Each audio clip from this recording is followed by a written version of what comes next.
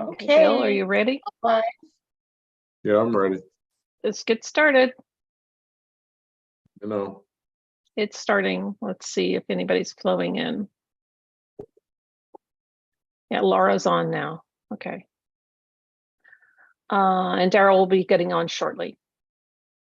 okay. All right. All right. Welcome to the April 2023 meeting of the Clifton Town Council.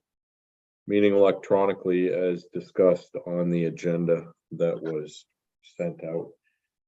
We'll get started with the meeting as usual with the clerk's report. I circulated the draft of the March council meeting minutes, and I received some revisions from the mayor to clarify certain parts. Okay, so just clarifications. I'll make a motion to approve the minutes with the clarifications. Second. Motion and a second. Any further discussion? All in favor, say aye. Aye. Opposed? Abstentions? Okay, Thank you. all right. That's it I for think- my report. Okay, we'll move on to the treasurer's report. Hey, good evening, everybody. I sent the financials early this morning along with the notes. I wanted to show a little bit about the B poll status. We had a lot pour in just in the second week. And then some numbers. It feels good to get back to the numbers that were pre-COVID, the 2021 numbers, which I was trying to highlight. And then finally, I wanted to show as well the CDs bill. I wasn't able to pull back where the 900K went, but John Marshall, the funds over there are still liquid and there's plenty there. Should anything come up for an extreme need of cash, I am going to speak with John Marshall to see if we can get CDs over there split up with a little bit of an exit strategy like we were going to do with United. But ultimately, the 900K is now sitting in the CD, 13 months for the 4%, which is really good. So just a little bit of a pivot from what we wanted. I do need Pat and Bill to sign the paperwork. They're old school. It has to be wet signature. So I'll come down to town and I'll meet with you guys to get some autographs very soon. Okay, Other than that, we do have the budget meetings this month. And I'm looking forward to those. I'm sure we can do it very, looking forward to do it like we did last year. I'll drive on the screen and we'll make sure it's as efficient as possible. okay, and that first meeting is this coming Monday. Are you going to send out some sort of draft budget to work from? Sure. I can send it by this Friday if that works for everybody. That's fine, then we can look at it over the weekend. As with previous years, you'd take the line items, you'd look at what the budget was last year, what the reality is this year, make an assessment as to what makes sense for next year and put it in, and then we'll work from there. Yep, sounds good. That's what I plan on doing. Okay. All right. There was a question about B-poll certificates. Just tell me about that. You issue those to everybody? You issue those upon request? I do issue them upon request. We've had about 4 or 5 requests. It really is with the PDF that I'm editing. I could issue them all the way around, but honestly, they're just discarded. I would like to come up with a system where they're automatically issued, but at this time, it was a request from us. You guys would Okay. like me to issue all, and we have about 40. I don't want to issue stuff that's going in the garbage. That's a waste of time. So as long as if they're requested that you issue them, that's fine. Okay. And have you heard anything about the audit people? I'm not chomping at the bit to get the audit done, but I am a little curious. Their response time is about 72 hours. I'm going to push them and then try to call them. They have no rush, but I am going to try to group it together like you and I discussed, a multiple year and have it all done by the time we're closing this year. Yeah. June. Okay. With the idea being, what is the plan? I'm not asking them to drop everything and do it, but rather it'd be nice to know what the plan is for it. Okay. All right, anything else from your end? All set. Thank you. Okay, we had no citizen remarks request. That moves us to committees. By request of the Committee on the Environment, we're going to start there with the Bluebird Trail update, assuming that Felicia is available. I am in the process of promoting Laura and Felicia to panelists. Okay, Felicia has her hand raised, but she's being promoted to panelist. Hi. okay. So Bluebird Trail update.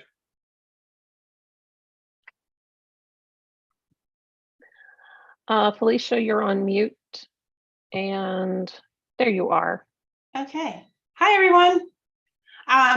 So I'm here with Laura McDonald, and you will recall several years ago, actually 2 Bluebird seasons ago, we came forward wanting to set up a trail, and we were graciously provided $600 to set up a Bluebird trail. And so we started that first year with 8 boxes. And then over this next year, we were able to increase the boxes to a total of 14. And we did this through donations from Boy Scouts, as well as the boxes that we were able to buy with the funding that we got. And we just wanted to report out that we've had great success from 2021 and 2022 in terms of increasing the number of nest boxes, increasing the number of fledglings of birds, and increasing the diversity of birds that are nesting into the nest boxes. So overall, the first year we had 17 bluebirds fledge, baby bluebirds fledge, and 21 house wrens. This last year for 22, we upped that to 43 bluebirds fledging, 13 tree swallows, and then 34 house wrens. So for a total of 60 bluebirds, 13 tree swallows, and 55 house wrens, all being able to, all fledging and flourishing in the Clifton floodplain and over on 8 Acre Park. So we feel really confident that going forward, we're going to have continued success. We've played around with a couple of different styles of nest boxes, because the house sparrows, those pesky birds that hang around restaurants and they're in town. They're very aggressive as cavity nesters, and they will boot out the other birds, including pecking their eggs and killing the babies. So we've been trying to exclude those birds through different designs, and we've really found some designs that actually work a lot better in keeping the sparrows out and ensuring the success of the bluebirds.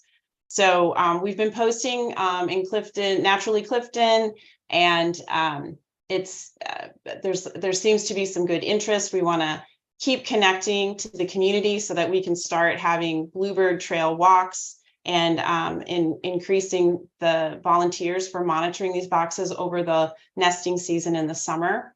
But we are really encouraged by the results, and hopefully we're seeing a lot more bluebirds in the community as a result.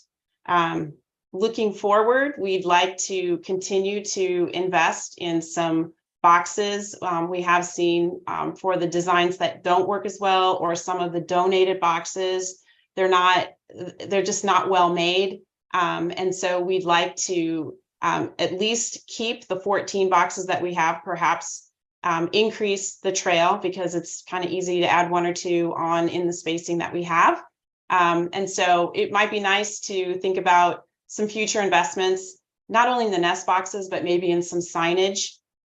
We've been using our own money. We have some new labels, and there's QR codes, and we'd like to establish a QR code that then links to our website in Clifton, and to tell people more about the bluebirds and the other cavity nesting birds. So just wanted to give you that information and say thank you. We feel really good about this. And Laura, I didn't know if you want to add anything to our report. Well, I had chatted with Bill, and I mentioned to Felicia that we would love to be able to accept donations, money, financial donations, in lieu of actual boxes. As Felicia mentioned, some of the boxes haven't worked out as well as we had hoped. And we have found very quickly that a certain style of box works really well, and excluding the house sparrows that are a non-native species and part of the reason for the decline of bluebirds, and are not protected under the Migratory Bird Species Act. We're allowed to take care of them, so to speak. So Bill had said that that was okay as long as people made the donations out to the town of Clifton. Yeah, the idea is if it's made to the town of Clifton, it's a tax exempt donation. Anything that comes in that's for the Bluebird Trail will go to the Bluebird Trail. So just have to make sure we know what it is, so we keep track of it. Yep. And then if anyone else had any questions for us, we're happy to answer them. For those contributions, they can note in the memo field that it's for the Bluebird Trail. That would be a good idea. Do they just need to mail a check to the town, or how does that process work? Yeah, for now, that's how we can take payments. I think there may be some other methods. We have Nick on the line. He might be able to elaborate, but I think it would be great if we're able to start taking electronic payments through the website in some way for a variety of fees. How do you think the money would come in, Laura? Do you think people would give you and Felicia a check, or you and Felicia some cash, or just send it to the town? I think the idea that I had been looking at for the website that we're working on would be to have, just a donate here button. And there's different mechanisms that you can use. So I guess that would just be a decision that we could make, and it would go directly to the town. I don't want to handle any money personally. No, it's more just about, I just want to make sure that if people donate money because they want to go to the Bluebird Trail, that it gets to the Bluebird Trail. That's it. Yeah, having a way to track that, understanding. Yeah. Yep. In the meantime, we certainly have funds if there's particular asks, because the amount of dollars we're talking about are not that high for something with a significant payback like this. Yeah. So, with our upcoming budget sessions, this is a perfect time if there's a proposal that the group would like to put in. Yeah, put something in for the budget that's specifically for this, and then we'll have money set aside that's expressly for the Bluebird Trail. That'd be great. Yeah, and Felicia and I can work on that when she gets back from her trip. Okay. All right. Anything else? When's the first budget meeting? April Monday. 10th. Monday. No, this is a great report. I personally have seen more bluebirds. We saw a bluebird just recently at our building site. So, and they're beautiful birds. So I think this is great. It's been a real success. Thanks for all your hard work. Absolutely, and thank you for really letting us get off the ground. Just super excited to keep going. And we wanted you to be able to get off the ground and really fly with this. So it was very important. Yes. We're not singing the blues. Oh. The 9 o'clock show is completely different from the 7:30 show. All right. So, well, thank you very much. Move on to the town cleanup event report on that. I think Reagan was going to help me out with that a little bit. I can cover that report very briefly. We had a Successful cleanup despite some rain. We moved it from Sunday to Saturday just to see if we would get different participation, which I think worked out for some folks.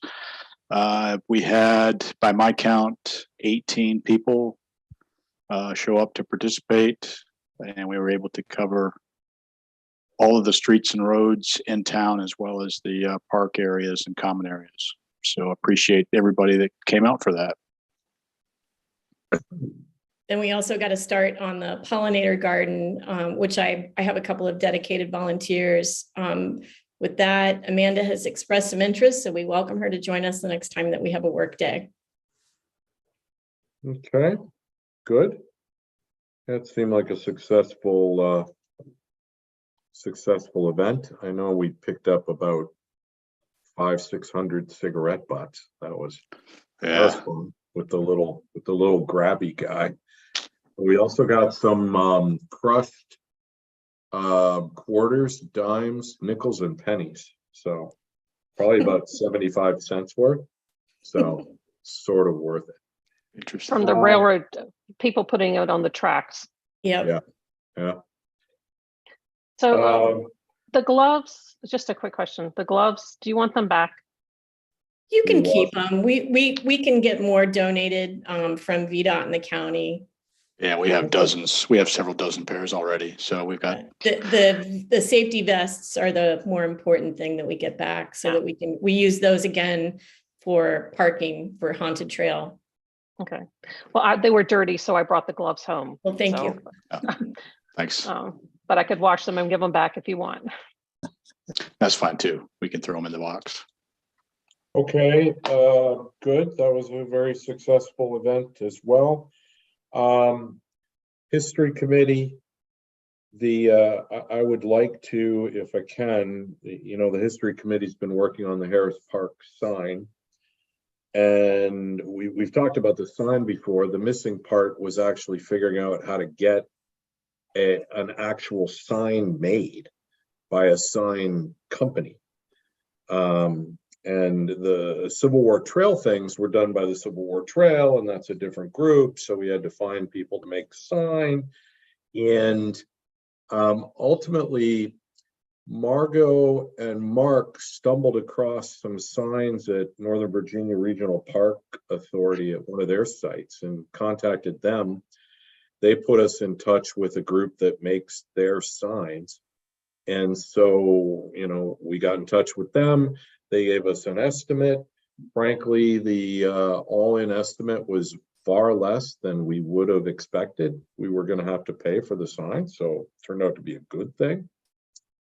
I think the sign, so it's like this metal thing, it looks kind of like, I sent everybody a picture, looks much like, similar to the Civil War Trail things, metal, and then you've got a flat space with the informational piece.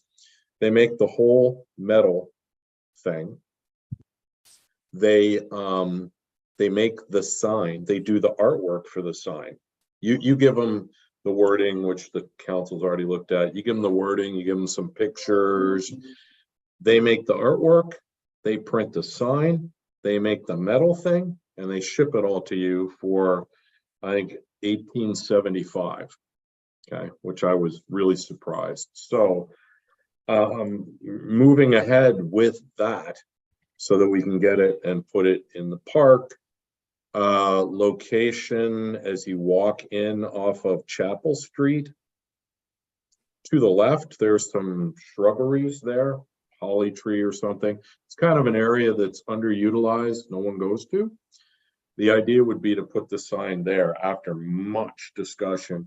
Put the sign there, maybe put a couple benches there and make it a feature so that that part of the park, which is currently underutilized, gets utilized for this purpose. It's a little quieter than having it close to the basketball court. And everybody coming down Chapel Street, everybody that walks to the park will see it. And we'll go over and look at it. And this is really all about education. So we're figuring it's $18.75 and another $500-600 to stick it in the ground, which is something Reagan will have to figure out how to do that. But looks like you dig some holes and put cement in there and stick it in there. They ship it to you. So I sent around pictures, but you know what these things look like. And I sent around the proposal that came from the company. And again, it's the same one Northern Virginia Regional Parks uses. So we know it's reputable. They got a whole bunch of signs from these people. And frankly, I couldn't believe they would take the information and turn it into a sign for us, because that's what's been holding us up. We've had people say, when are you going to have a sign? When are you going to have a sign?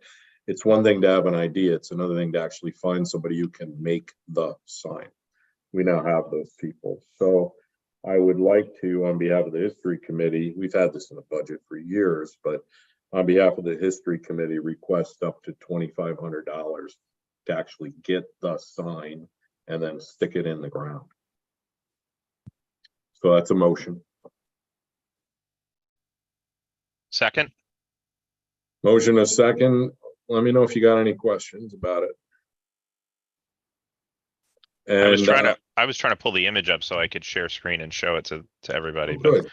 but my email's not coming through. So, and it's been many meetings with many people. They're all enthusiastic. I mean, it's great. It's reinvigorated the History Committee. I think it's great because when you have these committees and they don't have anything specific they're doing, nothing really happens. So there it is, but we're not going to have the elk. Although I like that. But that's the idea. Oh, there you go. And there won't be 4 pictures of the house. There will only be 2 pictures of the house. Well, here you go with some notes. Okay. I've been told the red won't be red. It'll be some other color, but this is it. So a lot of work's been done by a lot of people. And now to make this a reality, because I still have people going, are you ever going to rename the park or do it officially? And, you know, we did that in 2020, but this will show people for real. And when I have people say, why would you rename the park for these people? That's what this sign is for. So they can read about it and learn. And it is interesting history. So motion and a second. Any further questions, discussion, thoughts? Thank you, Lynn, for putting that up. Very helpful. We will do a voice, I don't know, whatever it's called, roll call vote, because it's an amount over $500. I'll start. Holloway, aye. McDonald, aye. Yeah, Frost, aye. Poe, aye. Line, aye. And screen aye. All right, thank you. This is going to be exciting. It's going to be great. We're talking about a couple others, you know, a second one talking about the Beckwiths, all has to come back to the council. And we're talking about a third at Primitive Baptist to talk about the history there, which is so important too. So had to get the first one done and, you know, under our feet so we could move forward. Yeah, if the quality of the design itself is as good as it looks in the picture, having that consistent theme around town for our signage will be good too. I think so too. And Daryl, you're right on the money. The idea was to have consistent themes so people will go to another and go to another and look at this whole trail of these signs talking about history of the town. Great stuff. And was there a timeline? Was there a timeline on the sign? No. Well, as long as it takes for them to get the sign printed and sent to us. My guess is it's 2 months. 2 months, right? And I know back, I guess in 2021, the idea was to maybe have some sort of ribbon cutting ceremony on Juneteenth of 2021. Is that? Do you imagine that's the idea, that we would wait till next summer, or just get the sign in the ground as soon as possible? I think if we get the sign, we'll put it in the ground, but there's definitely already talk with the History Committee about having an event, and the event would bring in speakers. It would bring in family members. It would bring in people from Second Baptist Church, and obviously whoever else would want to come, but a whole program of speakers and people to talk as part of the sign dedication. And I think the group is thinking that might be a fall thing. Doesn't mean we can't do something on Juneteenth, but they're definitely already thinking about that. But also told them, because then there was all this discussion about who should the speakers be and all that, was very important. But I don't want anything to get in the way of getting this sign done and completed, and take it one step at a time. But definitely that is the plan, Lynn, is to have a dedication ceremony. And they've already got, it's not entertainment, but musical people coming and all kinds of really cool things that everybody's excited about. And they'll be leading, not me. So I'm letting their brilliance come up with those ideas. I guess we can move. That was all very exciting. I guess we can move to the Planning Commission. Hi, the Planning Commission had one application for a use permit in March, and it was from Sun Design Remodeling Specialists at 12644 Chapel Road. What they are planning to do was an expansion of space into 1,357 net square feet, which includes suites 212 and part of suite C. They also on the application included some of the fictitious names that they use for their business as well. The applicant also wanted to hold some regular employment training sessions for its employees. There are presently 68 parking spaces on the premises, 67 of which are already allocated, including 5 to Sun Design based on its previous use permit. So the Planning Commission, having reviewed it, recommends the application be approved as follows. For a use up to 1,357 net square feet, up to 8 on-site employees, that the 3 Sun Design vehicles, which they use, a pickup, panel van, and another truck, not be parked on the site during business hours. Sun Design has a trailer, which has been pretty permanently also parked on the site, and that will need to be moved permanently off-site. A total of 6 parking spaces be allocated to the proposed use. That there only be one operating business on the site pursuant to this use permit, namely Sun Design Remodeling Specialist, Inc. And that the applicant will be allowed to have up to 2 training sessions on site every 3 months for up to 15 employees and up to 3 hours for those training sessions during authorized days and hours of operation. Hours of operation are 8 a.m. to 5 p.m. Monday through Friday. The applicant will need to notify the town clerk in advance of each training session by email. The authorization for the training sessions, our recommendation is that it be conditionally approved for 1 year, so we can evaluate the impact, if any, on parking at that location. If the applicant wishes to continue the training sessions after 1 year, they'll need to come and reapply for a new approval from the Planning Commission and the Town Council.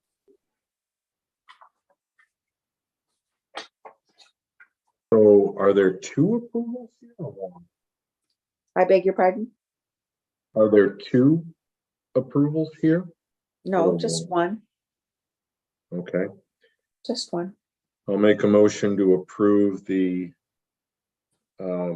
new use permit for Sun Design, including the conditional use for training sessions for a period of 1 year, as recommended by the Planning Commission. Second. All right, motion is second. Any discussion, any questions? Okay. We'll vote. All in favor, say Hold on, aye. Bill, Oh, yes. Kathy has raised her hand. She's the person that from Sun Design, representing Sun Design. Okay, I am promoting her to panelist. thank you.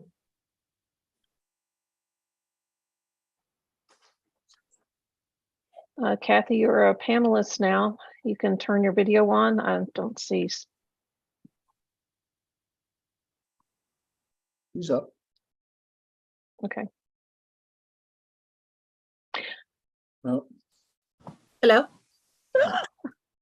Hey, We can hear Kathy. you. Hi. Sorry, I'm new to this. I wasn't sure when to speak. The only thing, so I'm subbing for Bob. He wasn't able to attend this evening. The Okay. thing I wanted to ask is about the vehicles, the 3 vehicles. It's not always feasible that they're gone during work hours every day. Like they're usually gone during the day, but some days they might be there for half of the day. Just depends, especially the bigger truck, if they end up using it early in the day and they don't have to have it the full day, it might be there at 2 instead of 5. I just want to make sure that that's not an issue. It is an issue, and it's something we discussed with Bob. There's no additional parking for vehicles, given the fact that all the parking will be used by what's allocated to Sun Design based on the net square footage, especially given the fact you've got 8 employees on site. You can't have 8 employees on site, have only 6 parking spaces allocated, and then have 3 vehicles, which may or may not be there during the day. Our understanding after the meeting is that the vehicles would have another home during the day. They may not leave promptly at 8 o'clock, but they need to not be there during the day. If that's a problem, we certainly can postpone this and we can discuss it at the April meeting, reevaluate it and look at it and see if you, or Bob or someone has some alternate ideas. I mean, like I said, it's not typical, but I just wanted to set correct expectations. But if you've already had a discussion with Bob about it, then perhaps he's made other arrangements that I'm not aware of. I don't know, but the vehicles are not supposed to be there during the day. There's simply not enough parking for the space you're using, the employees you have, and 3 extra vehicles. So if this is a problem, we can put it off to next month. Let me know what you would prefer and we can act accordingly. No, let's go ahead and move forward. Okay, with that understanding and the, ongoing parking issues in Clifton. So it's not just a hypothetical or something. It's a very real issue. Appreciate your agreement with that and Kathy and Bob working together on it. Okay, with that understanding, we can go ahead and vote on it. We got a motion, we got a second. All in favor, say aye. Aye. Aye. Aye. Opposed? Abstentions? Okay. Motion carries, and we'll be watching the training sessions and all that, see how that goes as well. Okay, anything else? Planning Commission? Thanks, No, Kathy. Appreciate that was it. the only application. Thank you. All right, zoning administrator, anything on your end? Don't have to. No report tonight. Okay. ARB? I was not able to attend ARB. Amanda? The ARB approved an application for some windows at the Henderstein property. In their outbuilding, correct? Right. Okay, thanks. I also want to note on the sign, you guys saw the Harris sign. You saw what it looks like. It looks similar to, but not identical to, the Civil War Trail sign. That's going to go past the ARB to make sure they're happy. And I think Phyllis, I don't know if you talked to Royce about it, but I did talk to Royce. Okay. And he saw that in the general look and nature of the sign, because it's similar to what's in Caboose Park, and also the historic significance of the information on it. He thought it was, would not object to it being in that particular location. With the historic information. So Okay, very good. he felt it was good. And we are expecting to see it at the meeting at the end of April. Yeah, so we're running the traps on it. It's not an issue, but I just want to make sure everybody knew.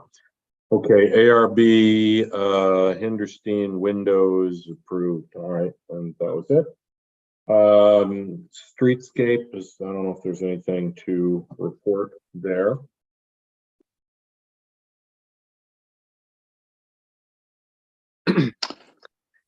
Jerry We're is here. on. Okay. A couple things. We had a special projects committee meeting last week, the first in a while, and brought on board Matt Hill on that committee, along with previous members. Basically caught them up to date in terms of what's been transpiring since COVID. And it was a good meeting, good input, and basically talked about tasks moving forward, and basically getting input from different members to help with those tasks as we do go forward. We had a meeting today with VDOT to discuss ongoing tasks and so forth. One of those, to make the council aware and probably let town residents know, the VDOT will be out on site on April 18th from 9 a.m. till 12 p.m. To open up the road so we can see the stormwater management pipe that is parallels the western side of Main Street, the Peterson's ice cream side. The hole that'll be opened up will be right in front of Peterson's ice cream, and the purpose is to be able to scope the existing stormwater pipes to understand what's there, what's the condition, where that pipe crosses Main Street and connects to the other stormwater management pipe, which is in front of Bellagio, and then goes downstream under the tracks and into Clifton Creek. So want to make you aware of that. So if somebody sees something going on, it's not the beginning of the utility work. It's just a simple task that will help move things along, which is what that $3,300 that I had asked for a couple meetings ago to basically let them move forward with that. So just so everybody's aware what happens then. Jerry, can I ask a question about that? Sure. Do you know if they'll be blocking the entire street to be able to do that project, or if No. we'll be able to have traffic pass? Yeah, no, it's in the parking area of on that side of the street, and they'll have traffic management to deal with that. So, and the good news, it's in the morning, so it's on the side where there's less traffic, but they'll be managing that, but it will not close the entire road down now. Okay, thank you.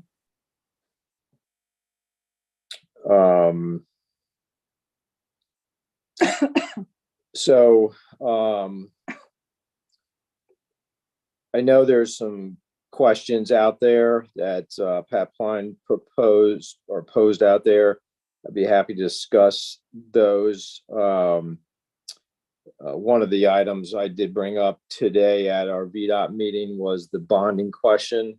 The town will not be required to bond the project. That'll be done through the contractor. just to clear that issue up. I can give you a few numbers. The total current funding that we have for the project is $2,768,871.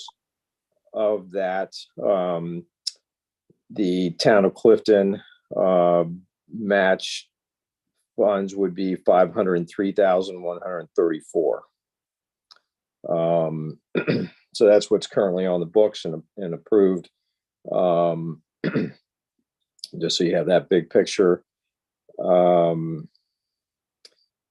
We met with Nick, the Clifton treasurer, and started to have the conversation of understanding what's on the town's books in terms of expenditures, what's been allocated. There seems to be some good information there to some degree. So Nick was going to go back, look at that. I think there's still some work I think needs to be done just to make sure we've got a good accounting of those expenditures. And probably more specifically, what the town has in terms of record of what J2 Engineers current contract is and what's been paid for, so we can track that, because we're going to be obviously need to get an approval on a new proposal. So there are some funds that have not been expended in that original contract, which would then effectively offset some of the costs in the new proposal. In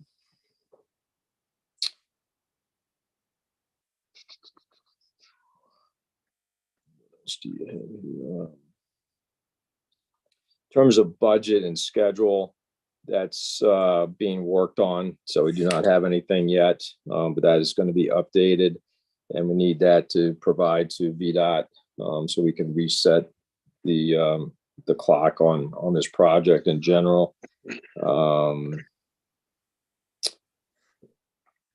In terms of materials, we had that discussion today to try to get some clarification on that.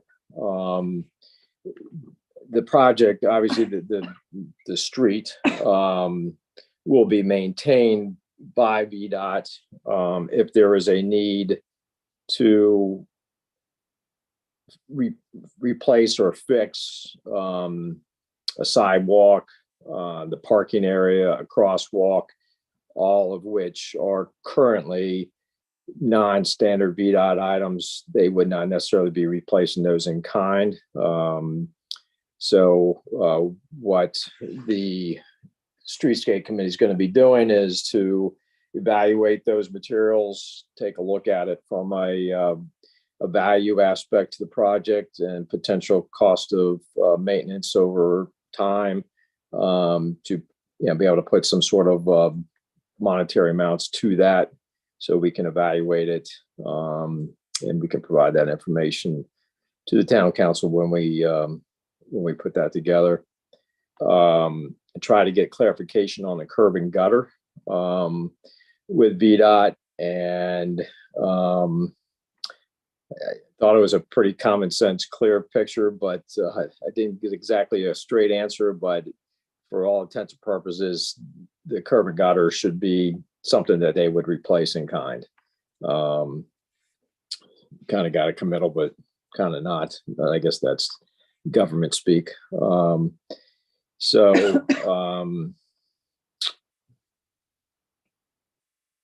anyway, I think that's addresses most of the questions. I'd be happy to answer any other questions. And then I do want to discuss the J2 proposal. We've had, well, go ahead. Any questions at this point? Yeah, just one on the 500 and whatever it is, 100,000 that you mentioned the town is responsible for. Does that include the in-kind portions, or is that? So that 503 is the total amount that is part of that total funding of the 2.7 million. So some of that 503,000 has been spent by the town with basically hours of, which I think is probably in the range of about $20,000. Okay. That's kind of one of those numbers I like to get a little bit better handle on, but that's, we about $220,000 has been expended on the project based on VDOT's numbers. So that would correlate to about, $20,000 to $40,000, depending on what all that was. So just like to get some of that information, but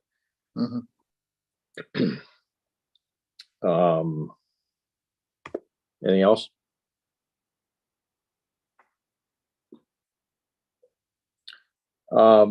So we've been reviewing the J2 proposal. And when we received it, initially we, thought it was, what we were asking for was basically a proposal to do the revisions necessary to include the relocation of utilities into his plans so we can get that resubmitted to VDOT for their review and approval. J2 ended up providing a much more comprehensive proposal, which is a good thing because it basically goes through and really fully takes us through construction, the end of construction, and actually getting proposals from sub-consultants.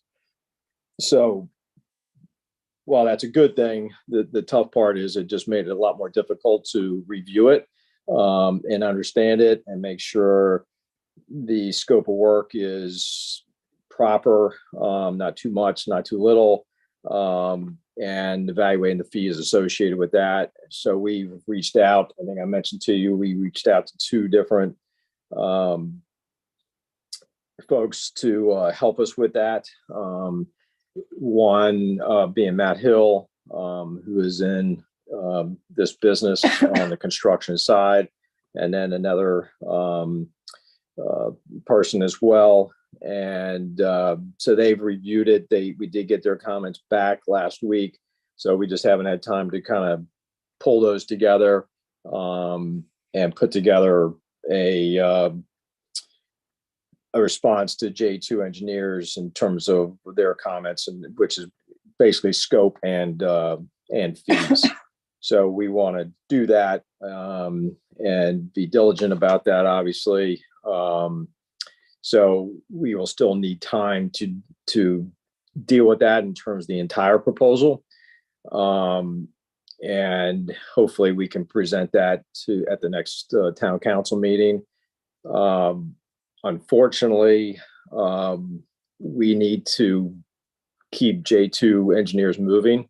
And effectively with their original contract and the way they have it broken out in terms of tasks, out those funds being allocated to different tasks, so different scopes of work, we've kind of expended all our buckets there. So to keep J2 engineers moving, we can do one of two things. Effectively, we have a full proposal, which would be big picture, 100%. I'm going to propose here in a second to get your approval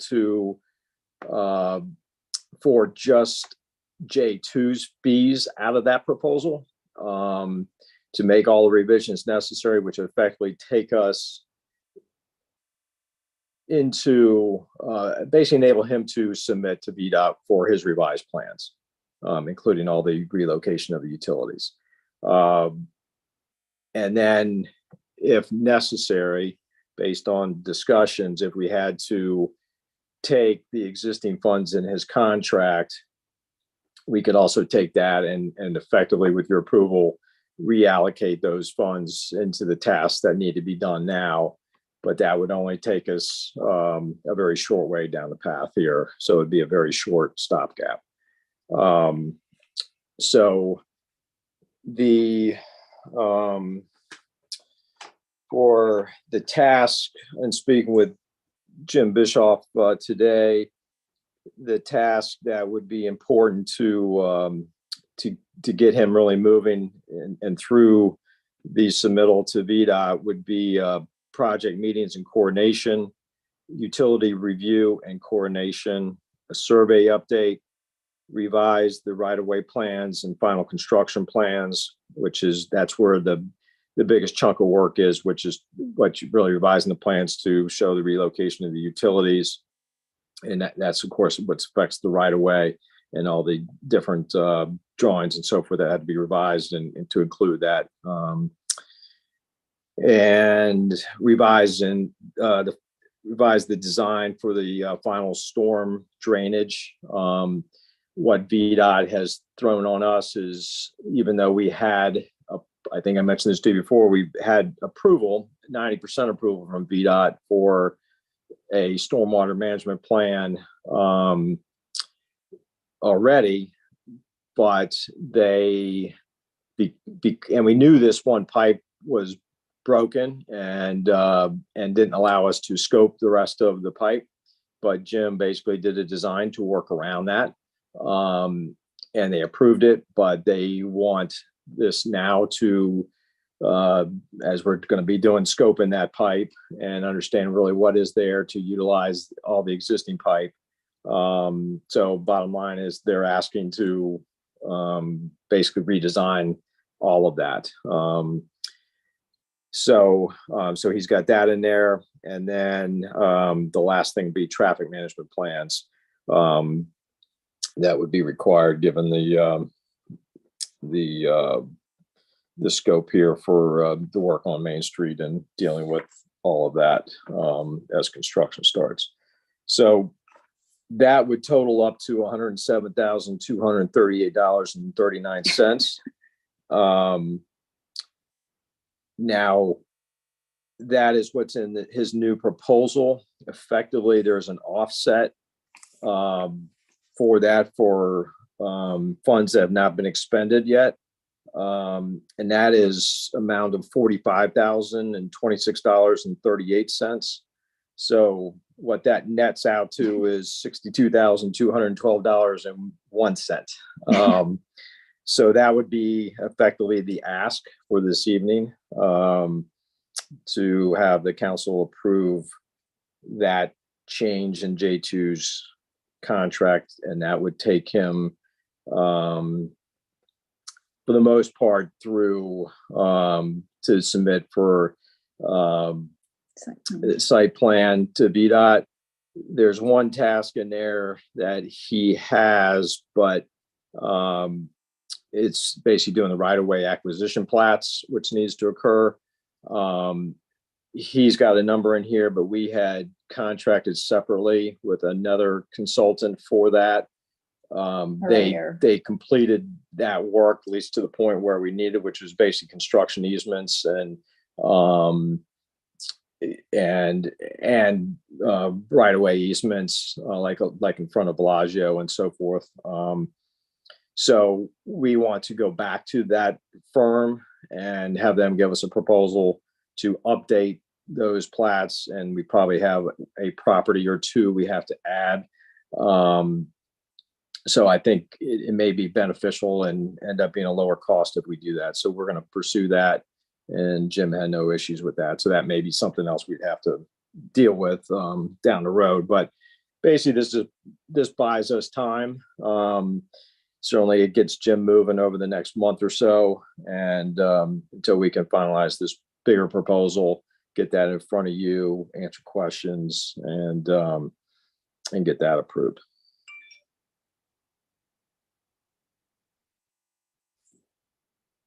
Questions? Well, one quick question just for context. This 107,000 would buy us time till we see the bigger proposal? Correct. This is most of J2's portion of the proposal, and the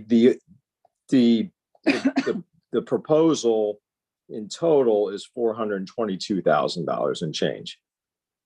Now, that number is a little misleading because some of that was already accounted for in the cost of the project in terms of construction management.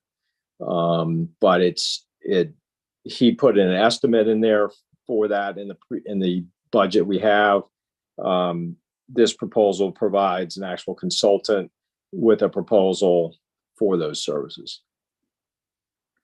So it's a little, there's a lot of numbers there, but the 107 is really, from the most part, most of J2's portion of that. The rest of it is really sub-consultants.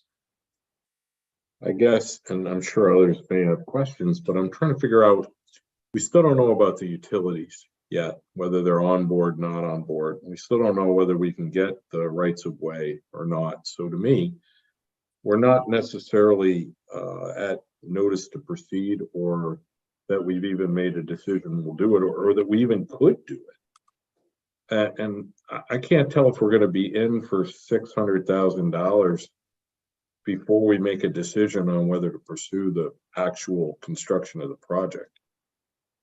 I don't know if other council members had thoughts. Yeah, I'd like to see the full budget and see what the relocated utilities look like before we spend any more money. Yeah, I'm in the same position. I think Pat raised these issues before, and we've raised them before, as the mayor just said. We'd be spending a whole lot of money and then find out that we don't have an agreement from the utilities, which would kill the plan anyway. Until we get that agreement with the utilities, I don't see why we're spending money with J2 to design something that we may not be able to build.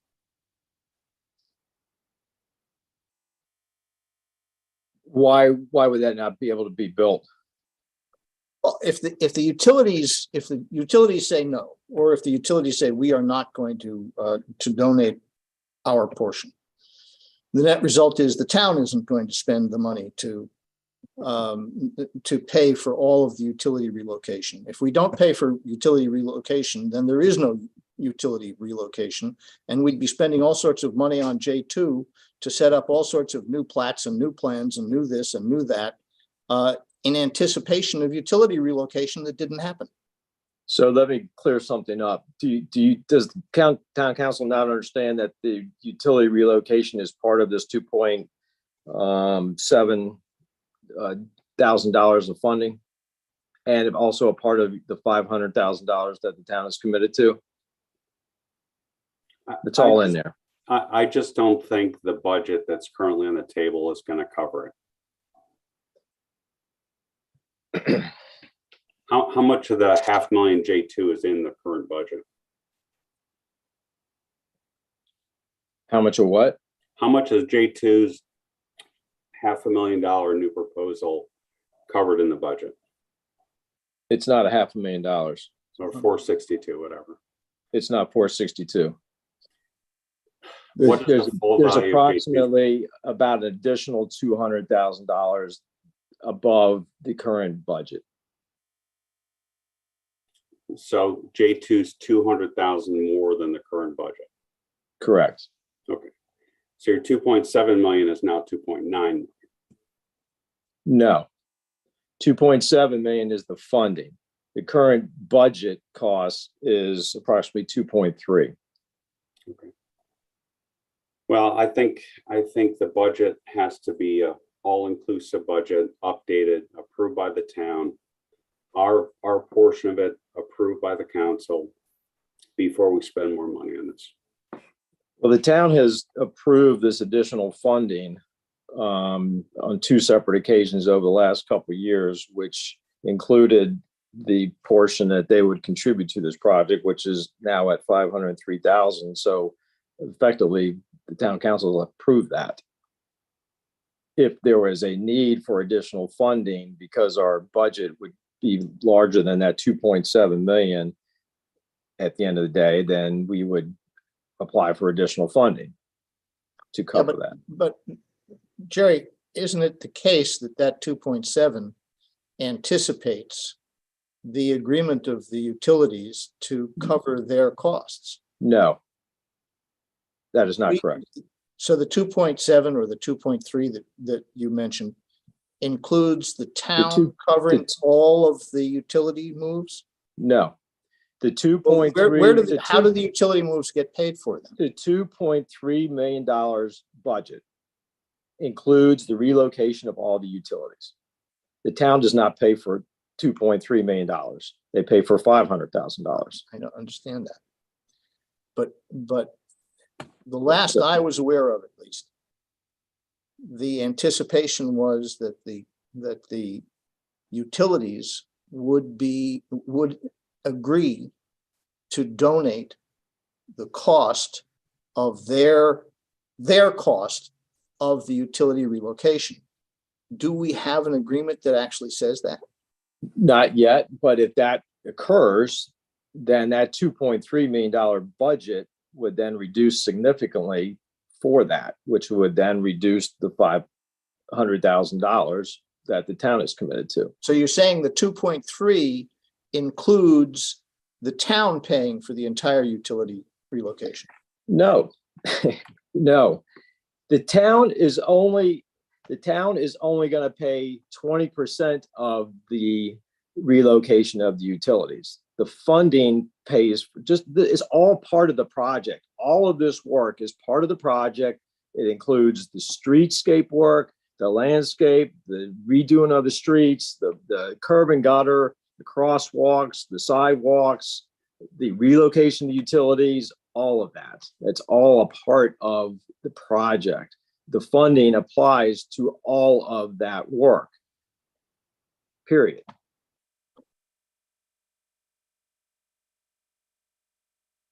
So if the utilities agreed then to donate their portion, you're saying that the cost of the project would actually go down? Correct. That the approved cost, that the funding that we have already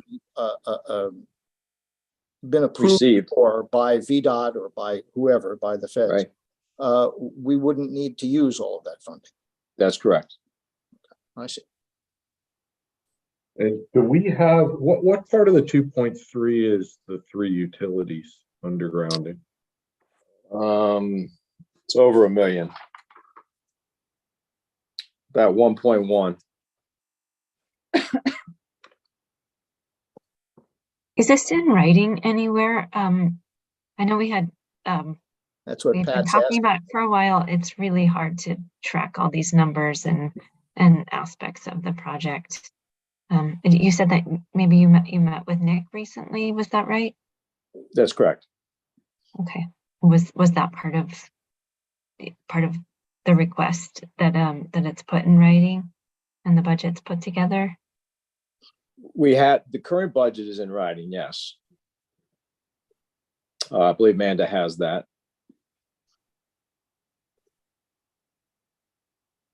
And so the entire the funding as well is in writing. The mayor is signed off on each of the fundings. Again, Amanda has that. We are waiting for the last 2 fundings. They typically put those into to an amendment that updates the overall records through VDOT. But in terms of the total numbers, we have those from VDOT. Jerry, clarify one thing for me on that. When you say they and funding, are we talking about one entity? Are we talking about VDOT? It's through VDOT. Yes, it's the funding comes from different sources, but it's all managed through VDOT. And that all has been approved. That's correct. Yes. Yeah, we would not be talking about funds that we didn't have. So currently our funding exceeds our budget. We also understand that our budget is probably going to increase. So obviously we know that because, where inflation has taken us over the last few years. So, so we understand that. We currently have some room for dealing with that. But, we have to see what that means. And obviously construction is, over a year away. So, those numbers could change even over the next year. Either way, up or down. But the 65,000 that you're talking about tonight, or whatever it is not in the funding proposal. I mean, it comes from somewhere. It would come from the town. No, it would be part of the project as well. It's all part of the project. So ultimately, the town will be reimbursed on that 62,000, except for the 20%. I see. And that's the town is not going to be. The town is not expending $62,000. No. Okay, and given from what I understand you to say tonight, we have a project approval up at around 2.7, but the budget is down at 2.3. That's correct. And this 65 would be in addition to the 2.3. That would increase, but it would be within the funding, but it's not in the current budget. So what you're saying is you want the budget changed or added to within the current project approval. Correct. Is that? Yeah, this exceeds the prior approved J2 contract. Thus, we need your approval to do that. But it falls within the overall project numbers that we have already approved, and we'd be 20%, that's correct. Be 80%. Okay. Right. So this is the sort of thing that we need a lot more English clarification of, because some of us. So 12,400 would be the responsibility of the town of this 62,000. A question on that. And Jerry and Susan probably have already accounted for that. Our time. Our time over the last year plus. Or more. 2.3 million total. 1.1 is utilities, which I think that some of us are concerned about that. That leaves 1.2 million left. We talked about a new 107 and a new 422. That's, I don't know, $500,000. No. The net add would be approximately $200,000. Okay, so there's a net in there. The 422,000, which is the new proposal, some of that proposal is already allocated in the existing budgets. I'm making a different point. Okay. If it's 2.3 million total, 1.1 is for utilities. That's something else. That leaves $1.2 million. The amount of money we talked about, however you slice it, it sounded like 400 or something. That's not construction work, as I understand it. That means the construction of the streetscape is maybe $700,000. That's correct. That sounds low. So we have 700,000 to do all the construction and 1.6 million for the other design and utilities. Correct. Wow. Okay. I just think we need to get this all reconciled and on paper. I mean, trying to do this verbally, talking through it on meetings, this just isn't working for me. You have the current budget and you have the current funding numbers. Town council has that. But typically when you come to town council asking for funds, there's documents to review, not just being asked to approve money on the fly.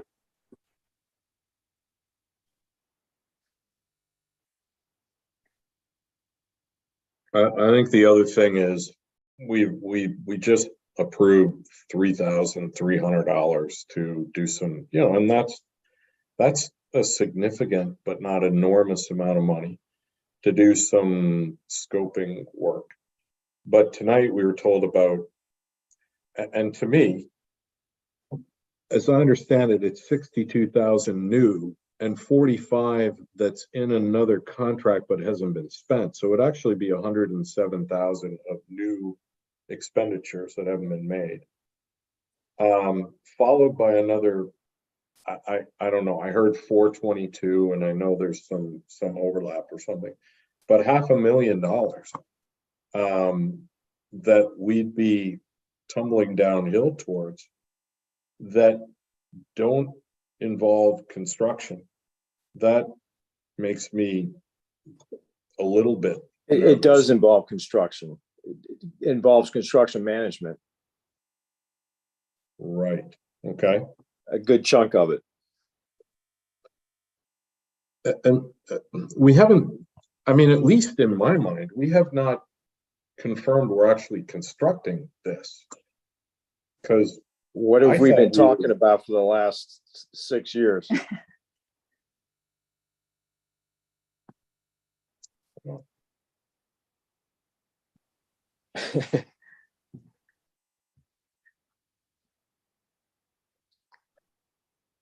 Well, then it sounds like we need to have a different kind of meeting. That's why would we be getting approvals for funding for something we're not going to do? Well, that's a different matter. That's potentially the end of any funding this town will ever get. That could be the case. Okay. But I don't think we would spend $3 million or $2.5 million to make sure we could get additional funding in the future for things. I had thought for literally years that we've been waiting on the utility thing to come to ground and the rights of way, so we could decide whether we would go ahead with the project or even could go ahead with the project. And I was not under the understanding we've already approved construction. I don't know. Other council members? Is the town not prepared to commit to the $500,000 that they've committed to?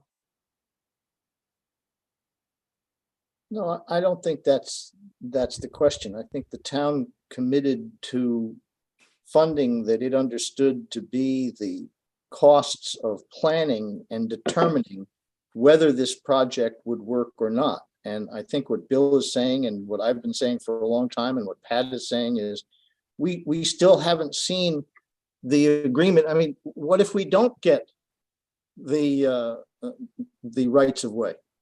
I mean, we've approved all sorts of things, and you're suggesting that we've approved building something that we can't build.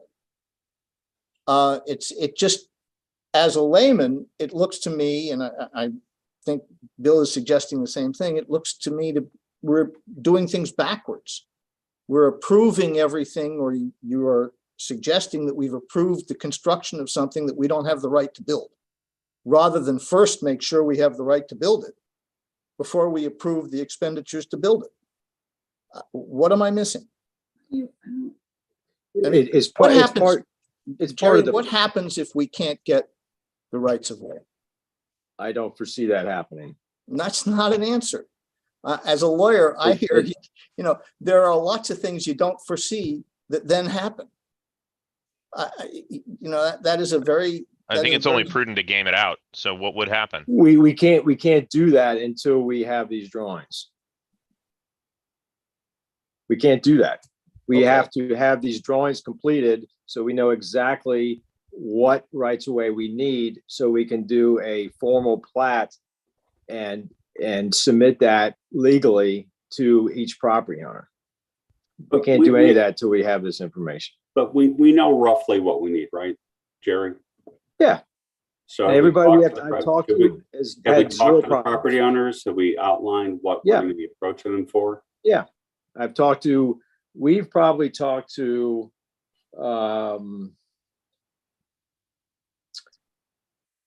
everybody I mean, really the only question is, and we're trying to avoid, is the church, and we're trying to avoid that. And we've talked to Peterson's Ice Cream. We've talked to Clifton House, no problems. We've talked to Cafe. What did I say? Clifton Cafe. The Clifton Cafe. We talked to McNamara's, we've talked to Sheldon. It's been a while since we talked to Sheldon, but he was completely on board before. Obviously, he's probably the most significant because the street is on his property. We got to talk to the town now that they own Air Square. What's the hesitance about the church? It's just a difficult entity to deal with. It's not a person, Right. so it's just more difficult. Basically, as an observer, that throws up a yellow flag to me with this conversation that we're having, right? Well, that's my point. We are going to avoid we're trying to avoid the easement on their property, and we're trying to avoid touching it, is what you're saying. Correct. We're trying to avoid getting a right of way from them. No, of course not. Okay. You can't legally do that. Yeah. And hopefully they'll see it as a plus because we're going to basically relocate their meter from their front door. So as soon as we get a hold of them, and we've been trying, I think they're going to love us, but obviously we need to have that conversation. Okay, so the underlying answer, I am supportive of Pat's need to see budgets, but I can't look at budgets and understand them, so I'm not the one to argue that point. But I do support the concept. If I understand what you're saying, Jerry, and believe me, we're not trying to make trouble here, but we are trying to understand. And if I understand the concept, the monies that we are trying, or you are asking us to agree to expend, continue to move things forward to get us to the point of determining whether we get all of the approvals necessary to then decide to build. Correct. It's not the build itself.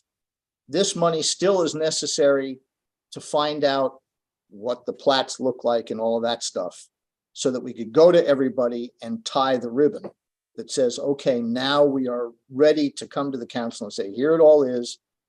We want to approve the rest of the money, the approval, as Bill has been saying, to pull the lever that says, okay, build this puppy. Yeah, right. I think if I can just clarify something, I think we've all been moving forward with the intention to do this if it's feasible to do this, right? Yeah. And you've done a lot of work, and we appreciate the work you've done to determine if it's feasible. And I think we're approaching that line. And what it sounds like what you're asking for is some additional funds to get us the rest of the way to determine feasibility. Right. And I think to make clear, I'm not asking, the town council is not approving to expend $107,000. Make sure everybody understands that. They're just approving to expend $107,000 out of the funding that is already approved. It's been allocated. And which basically the town would be responsible for $12,000.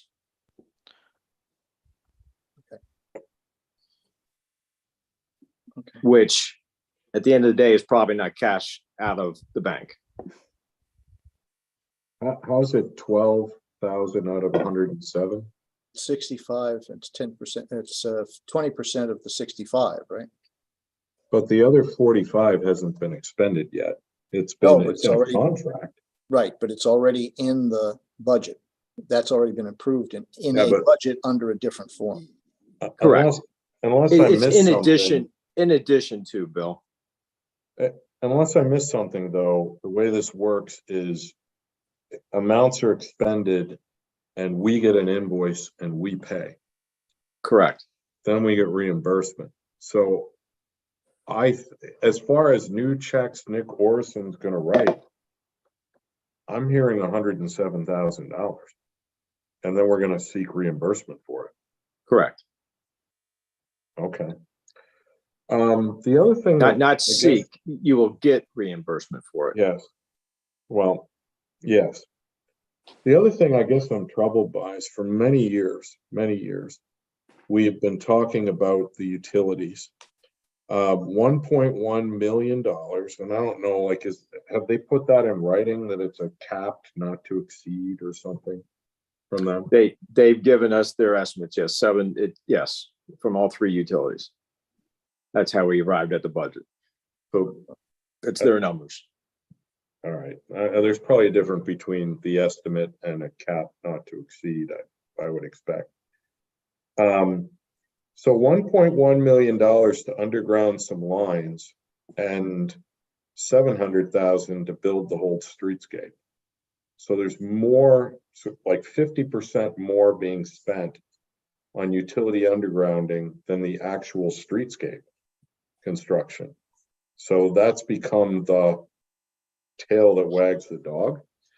And for many, many years, we have been talking about that 1.1 million being expended by, absorbed by, whatever, the utilities. And last I heard, there were these discussions that were going on, and that was going to come back. And we had thought, I think at least myself and maybe others had thought, that this was a significant determination for the future of the project. But it sounds like now we just decided we're just going to spend it, and they're not going to. I thought that was a major gating issue with the project. My recollection is the same, Bill. Are we still in discussions right now with the utilities? And was it Verizon that was the final company? In what regard?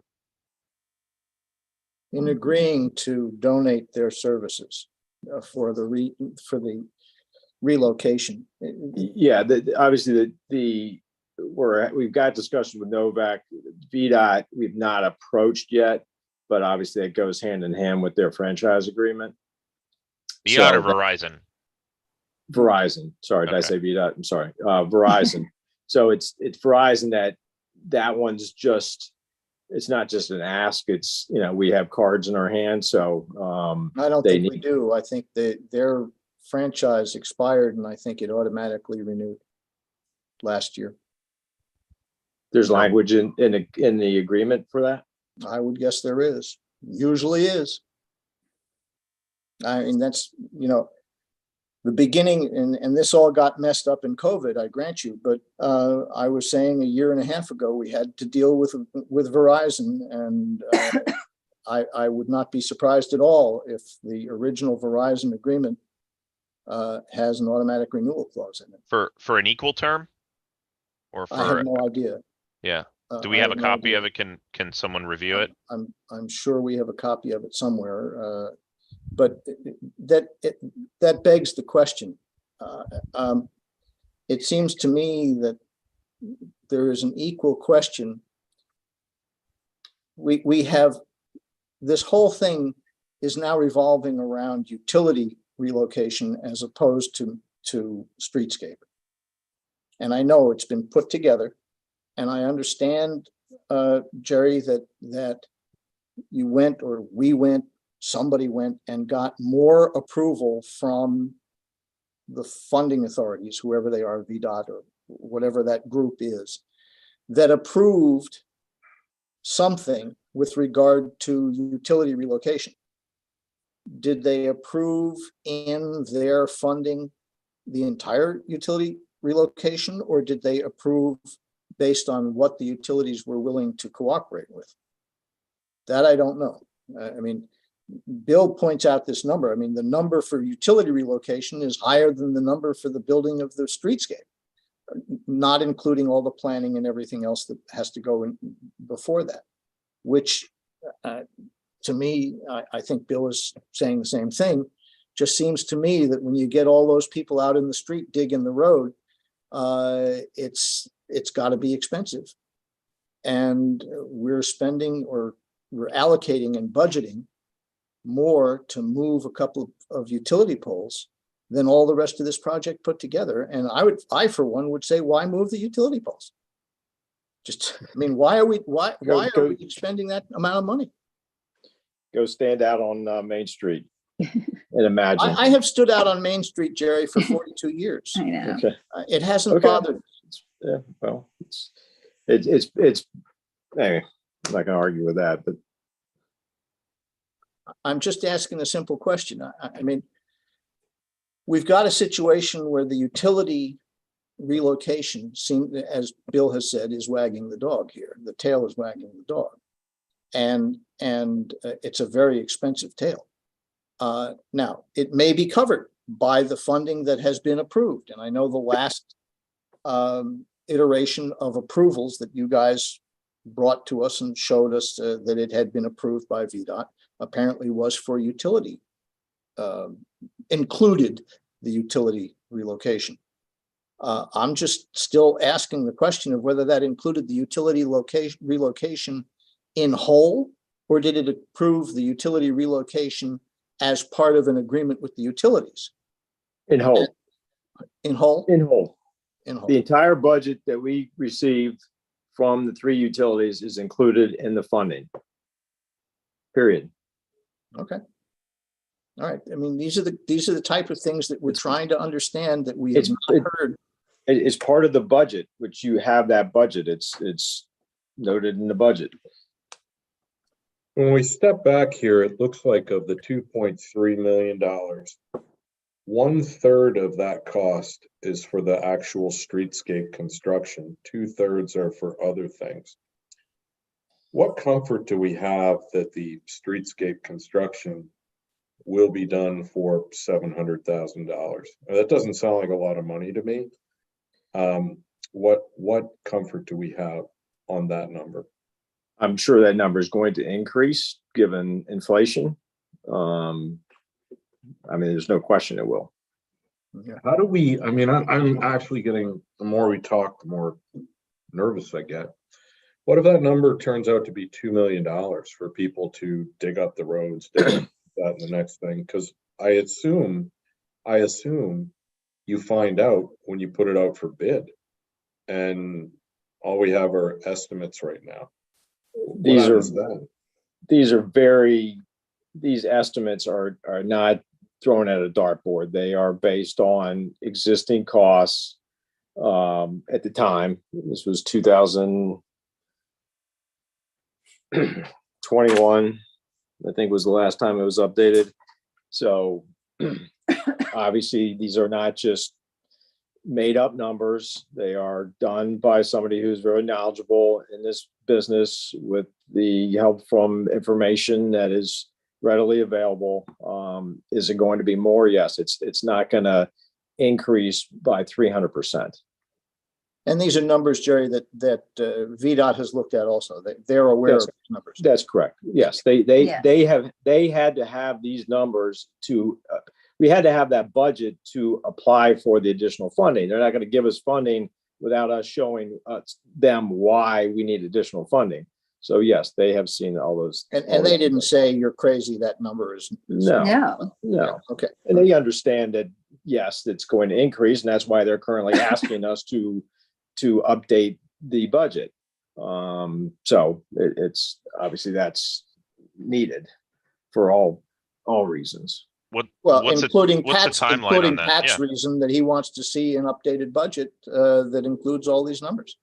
When do you think something like that would be prepared? It includes all the numbers already. It just needs to update it for inflation. So when? It's probably at least a month away. Okay.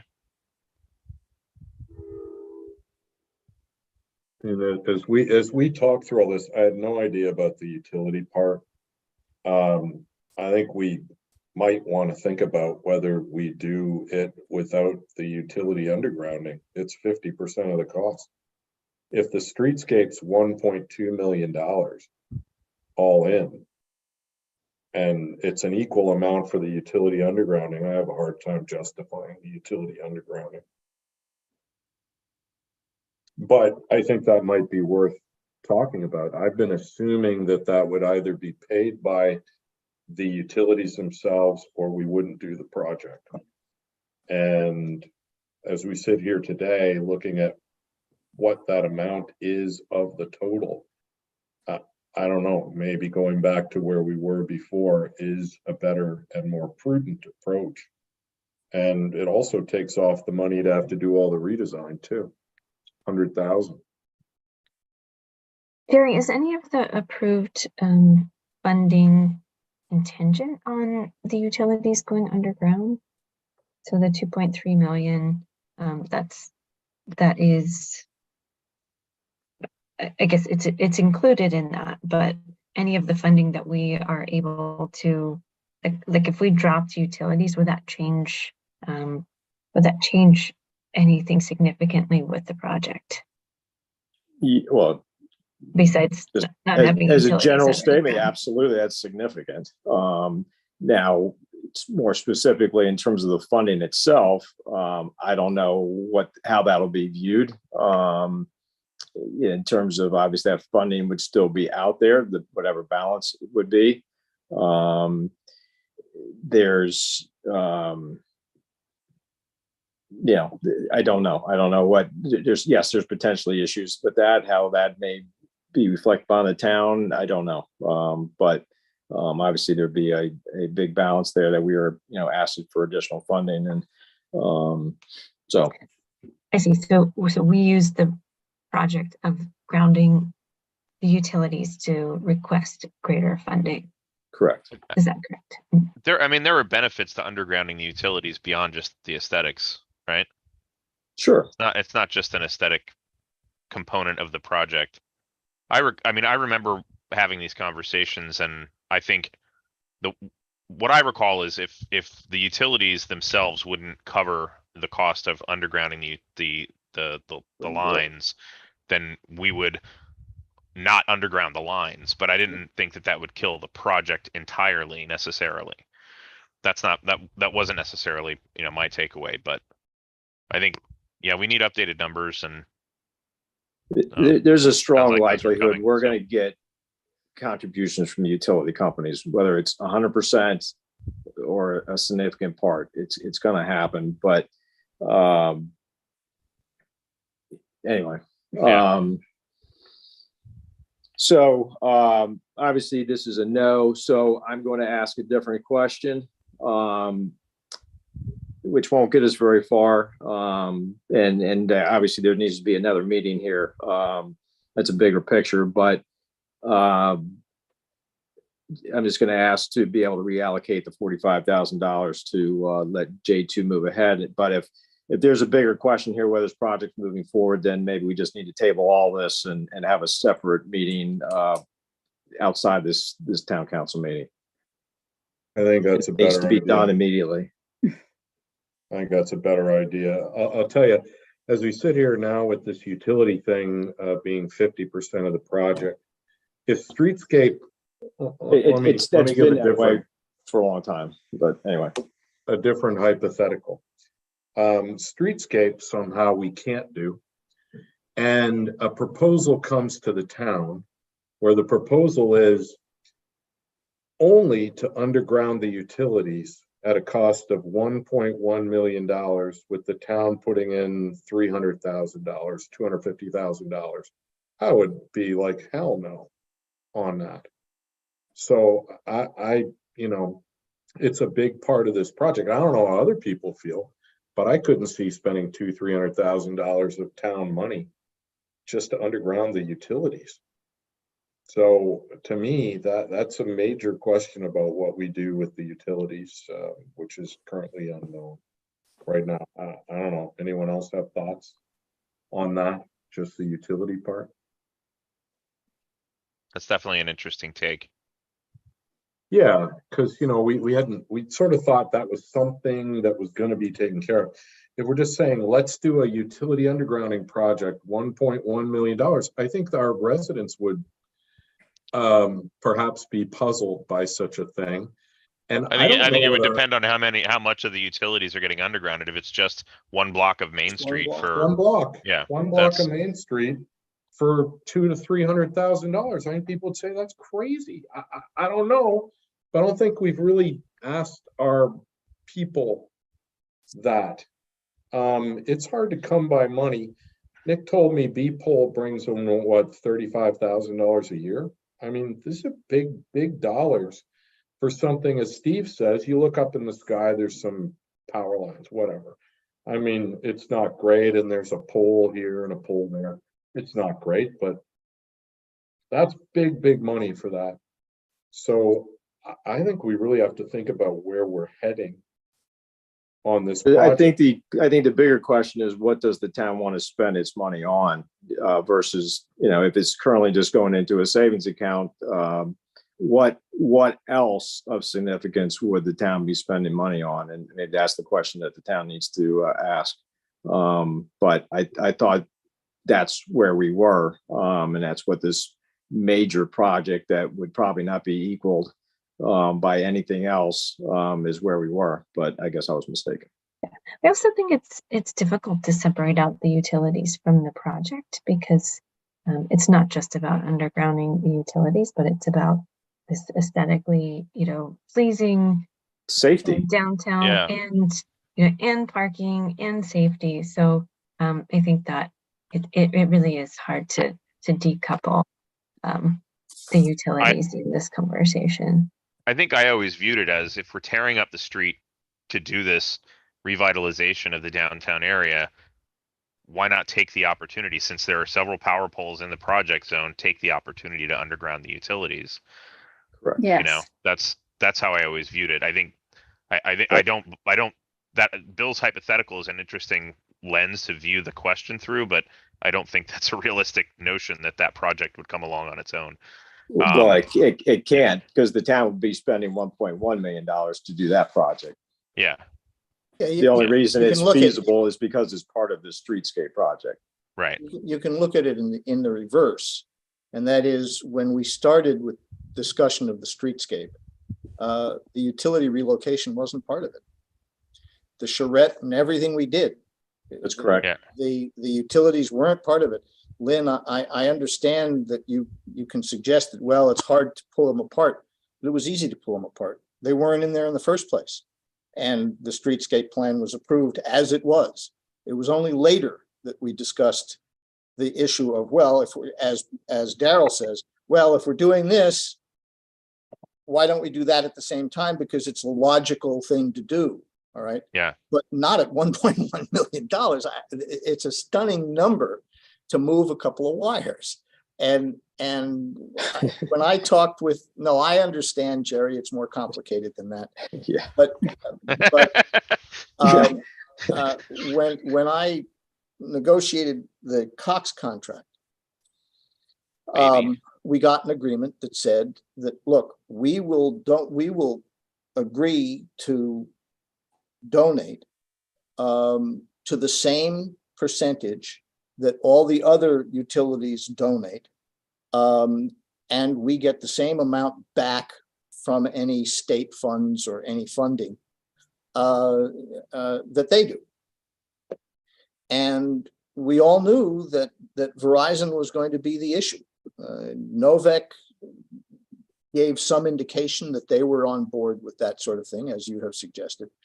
But Verizon was the issue. Which is still the case.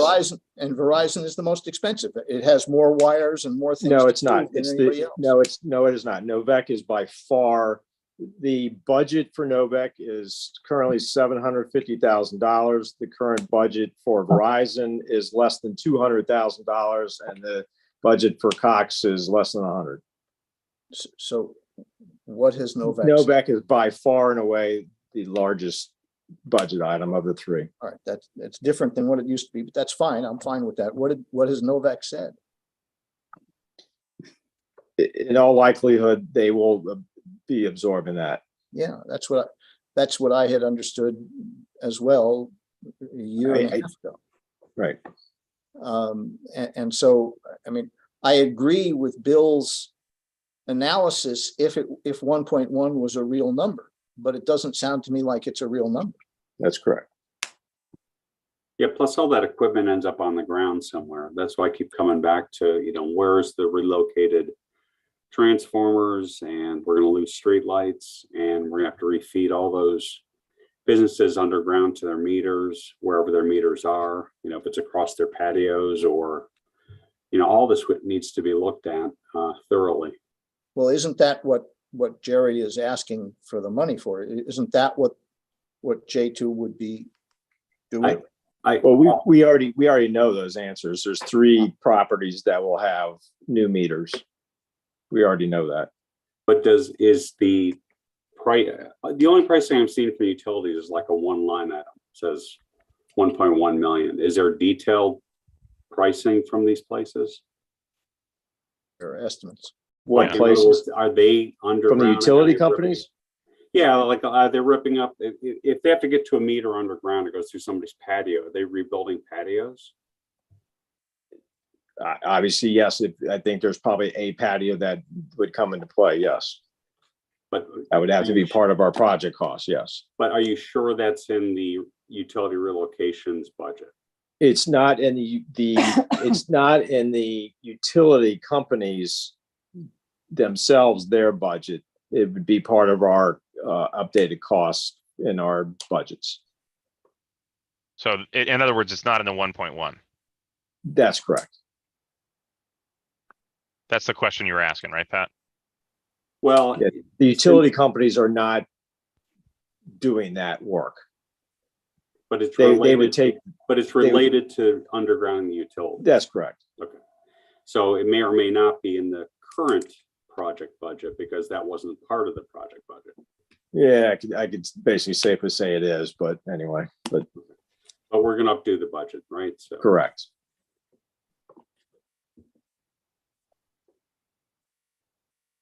Okay.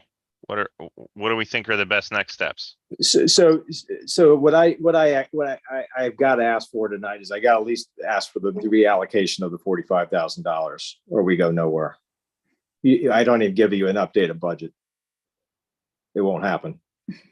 So it's chicken or the egg. You guys got to make a decision.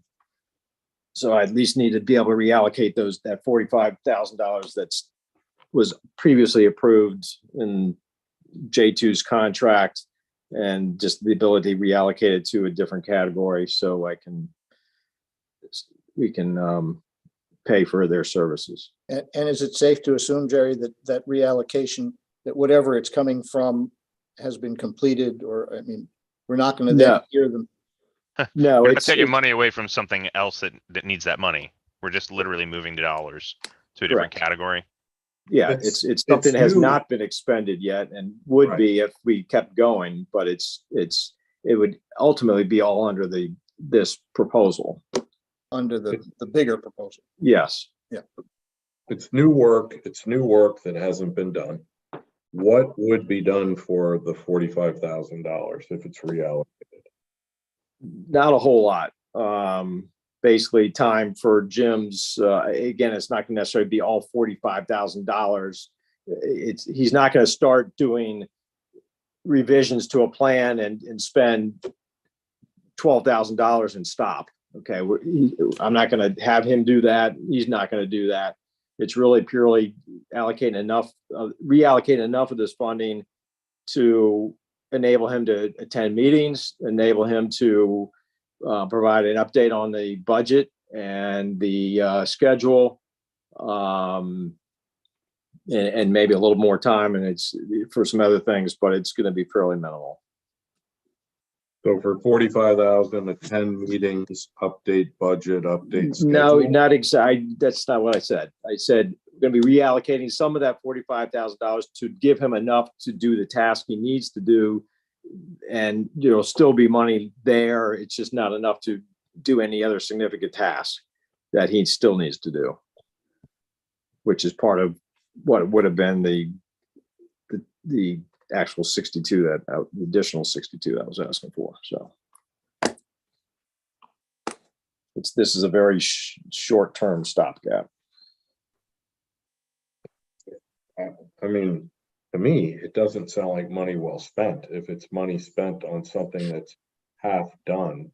Okay, then the project is done. I can't provide you any more information unless we do something.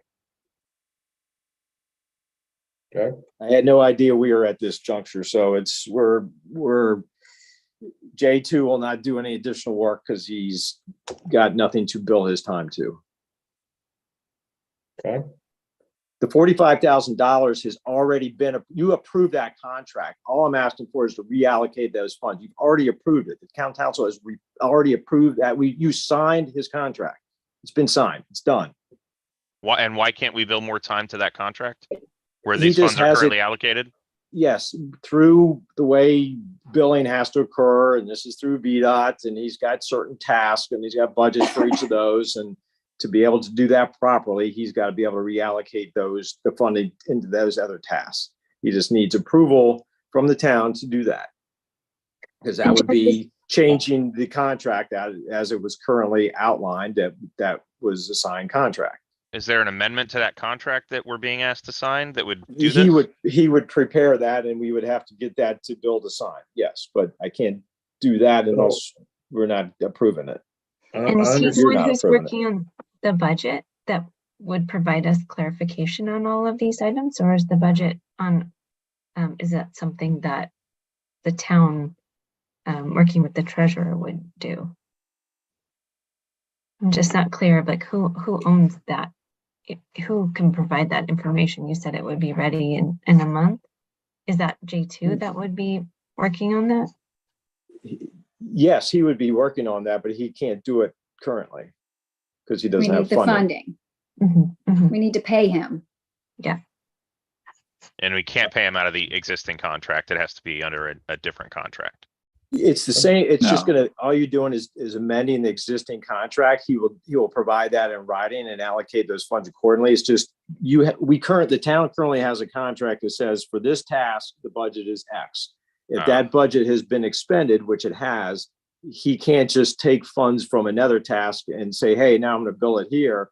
That's not the way you do business. So he just wants the ability to, in writing, to ask that he can reallocate the pre-approved contract funding, just be able to reallocate it to different tasks so he can then put that money into that task so then he can bill against it and be able to invoice it and get paid.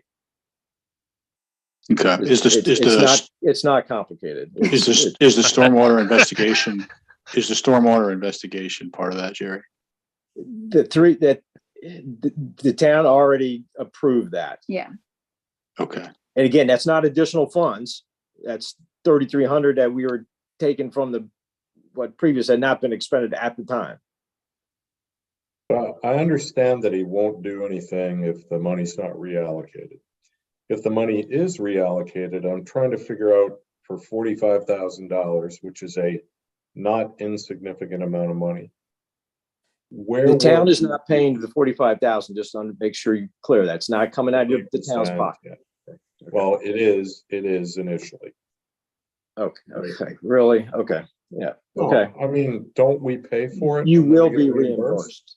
You will be reimbursed. Right. But whether it's spent by the President of the United States or China, $45,000 is a not insignificant amount of money, no matter who's spending it. The question is, where will it move us if he spends this $45,000 over the next month or so? Where will we be with regard to the issues? What does it get us? What does it get us? So it's gonna, again, he's not gonna probably spend all $45,000.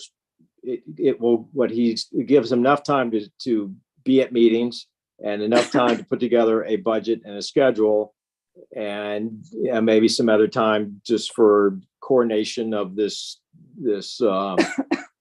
scoping of the stormwater pipes, et cetera. And that's probably about all. Now that's not going to be $45,000, but to do more, it'd be getting into some of these line items that would be, he might spend some time on utility review and coordination, but it's going to be very little. But it's just some of the things that he could do. But the current budget and the new proposal for revising the drawings is $46,000. Well, he's not going to spend, 5,000 of that and stop.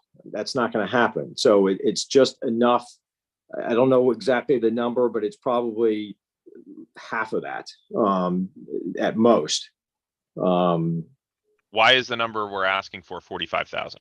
That's just what is left in his current contract that has not been expended. I'm not asking to reallocate all of it. I'm just saying we we got to do something to reallocate some of it. So, Okay. This I this guess is a permission to reallocate, right? It isn't to a it's specific. not new thing. spending. It's not, yeah, there's no, nothing. Yeah. no, It's no. what we already have. It's just how to move it. It's already been, you already signed that contract. That's history. But if it's reallocated, is there work he is not going to do that he would have done had it been allocated where it is? Yeah. In other Most of words, what's, yeah, most of what's work left that is would for be done bid in the future. Yeah, it's bid support and construction management type of stuff to help us Yes. select the contractor. That's the tasks that remain in the contract, things like that. Okay. All right. Because we're acting like there's no money being expended. That's just not the case. This is $45,000 worth of work that has not been done. Well, I would say 80% of that's going to be reimbursed and 20% of it is already matched with in-kind hours, countless hours by Susan and Jerry. So there is no outlay from the town, I would offer. Yeah, I have no problem saying that we ought to give enough flexibility so that money can be reallocated within a contract that sounds like it was written a little bit too tightly, probably at the requirement of VDOT, but okay, so be it. Question. Excuse me? No question. They have to do this. Yeah. It's an absolute requirement. They actually have to, more than the task, that's further broken down by hours and their specific rates. And anyway, yeah, got it. It goes deeper. So we have agreed that this is an amount of money that needed to be spent to further this project. And what we are being asked to do now is simply release the ability of the person doing the work to allocate the money in the places that the work needs to be done at the moment. Bill, you're right. I mean, there are going to be other things that need to be done, and so they're going to come back for more money. There's no question about that. But that's also true in the construction phase. There's going to be more money expended if we choose to go that way. But I don't see that it makes much sense to tie the hands of J2 simply because of the bureaucracy of a contract that has it listed in different silos. We've already agreed to spend this money. We already agreed it was going to cost at least this much to get to where we wanted to go. And as far as I can see, we still want to go to a point where we can make a decision as to whether this makes sense at the end of the day. I'm with you, Bill, on saying that's a decision that still has to be made. I'm not worried about what the image of the town is. If we decide to say to the state and the feds or anybody else, look, we looked at this, we think it is a bad expenditure of government money and we're not going to do it. I don't think anybody's going to dislike us for that. But if that's where we go, the other way is to say, well, if the utilities actually do contribute the way we thought they were going to contribute, then that $1.1 million number goes radically down anyway. We just don't know yet. And one of the things we need to do is find out. And at this point, the way to go forward is to say to J2, at least go forward with the 45,000 or whatever it is in allocating in different categories so that we can get to the point of understanding what's going to happen. I'm still really strong, and I think Pat is in the same place, saying we need to know what happens with these utilities before we go forward. And I think that's where Bill is also. But we're not going to find any of that out if we don't let this allocation go forward. So I'd be in favor of what Jerry is asking for. Is that a motion, Steve? Sure, I'll make a motion that we approve the ability of J2 to how do we phrase this? Reallocate up to reallocate $45,000, whatever. the originally budgeted numbers for different purposes that are needed to further the project. Second. All right, there's a motion and a second. Is there any discussion, further discussion? Yeah, I think just recognition of what the ask was. So I think the interim step gets us some distance, but there's already been an estimate prepared to accomplish what needs to be accomplished, and we're approving something short of that. So we'll be back here in a month Oh, yeah. or 2 Yeah. months. If this amount is spent, does that mean the 107 will still need to be spent? So this is being spent on, it's just sort of wheel spinning and we'll still have to do all the other work? Or is this 40%, 45% of the 107?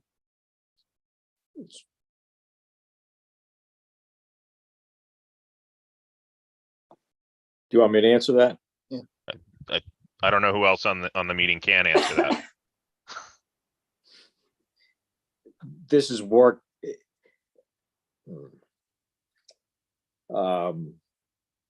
I would hope he's not going to be just spinning his wheels and billing us for time. It's not actual services that need to be done for the project. So to answer the question, yes, this will be work that needs to be done for the project moving forward, which would, yes, be part of the $107,000.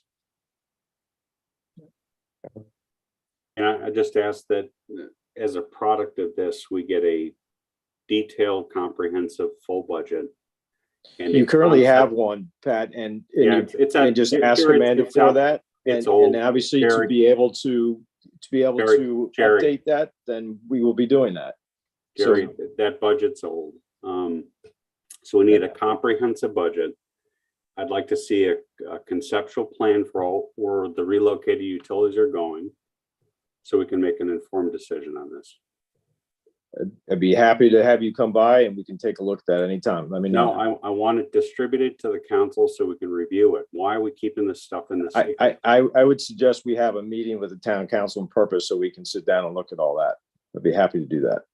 I mean, at some point, aren't we interested in what our residents, citizens think of the project? And don't they need to know what we're proposing in order to move forward with it? Yeah, well, there's another public meeting aspect to this, I think, Jerry. Yeah, I believe I discussed that at the last meeting, that we will be putting out a willingness to hold a public meeting. Yeah, I'd mentioned that prior at the last meeting. And when, I'm just trying to get an understanding, like in a couple years or next month or what? I hope in a couple of years this project is completed. So let me be clear. We started this project 10 years ago, longer? No, that's not accurate. Okay. 2 years ago, you tell me. So 1 year ago? I don't care. Just give me a number.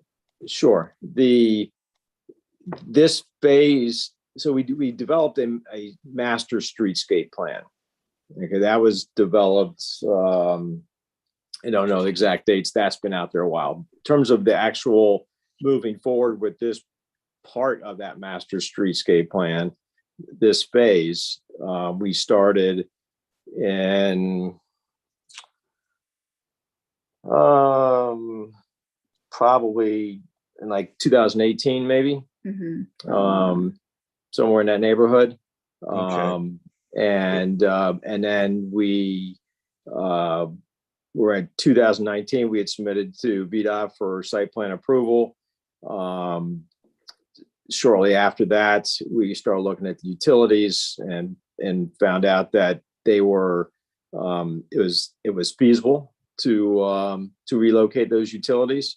I think $200,000 that would be expended by the town would be a very reasonable number, in my opinion. So we moved forward with that. COVID hit, project sat for a good year and a half, given the situation of COVID. We picked the ball back up, started having conversations again with utility companies. Some of that time for them just and their delays of getting us design information occurred, but we've been diligent in moving things forward, and that's kind of where we are today. Obviously got the utilities to be approved as part of the project, received 2 additional fundings to have the funding to include the utilities to be able to pay for that. So there's been a lot done over that period of time. I'm making a different point, which is the master streetscape. When we discussed this, and I don't know if other people recall it, goes back a ways. When people of the town said, I like this idea.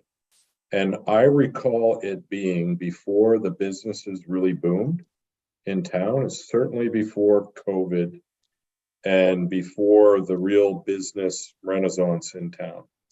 And people seemed very keen on it. And we had meetings and we showed lots of pictures and all that. I don't know when since then that we've had a general discussion with the residents about the project. And in light of post-COVID, where we sit today, and we certainly didn't have numbers then, with numbers now, and with this idea of utilities, yes, no, what the residents think of the project. For all I know, residents might say, I don't like the project anymore. I don't know because we haven't asked. And this whole utility undergrounding is 200,000 from the town a good deal? By the way, it's 20%. And that means 80%. So I think the number's 250, 275 on the 1.1. Okay. Would the residents say 250 to underground these lines? Is that a reasonable deal for the town? Yes. Is it good for this community to spend $250,000 to underground one block of lines where the businesses are?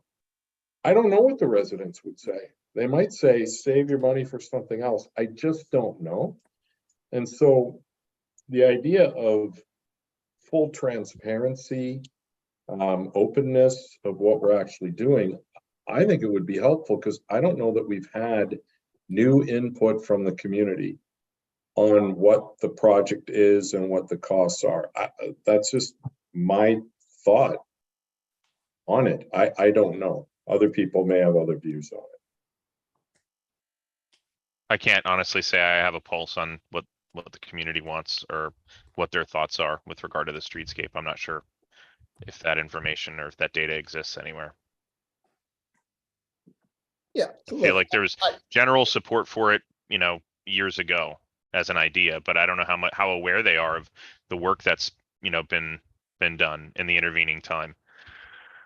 So, and I think that's part of any large project like this in a community like ours is keeping them informed. And maybe that's something we need to do better on a go forward basis. Yeah, I would agree with what you've both said. And I certainly agree with what Pat is saying, that we need a full understanding of a modern budget or a budget. Updated. Thank you. Updated budget.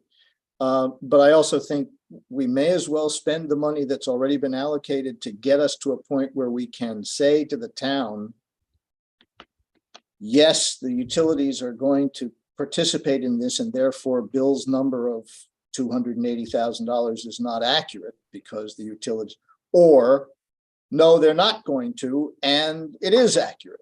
I mean, to go to the town and talk about these issues and then say, but we don't know whether it's $250,000 or 2 cents is useless. Agreed. We need to find out those fundamental questions. And if I understand Jerry correctly, the way we need to do that at this point is to at least keep the ball moving until we can ask that question of the utilities. That's why I made the proposal that I did. All right. That's why I seconded it. Any further discussion? So do we need a list of things that we're expecting out of this authorization, like product that we can review? I think I've mentioned the budget and a conceptual plan for the relocated utilities. What else does the council want to have as part of this approval as a deliverable?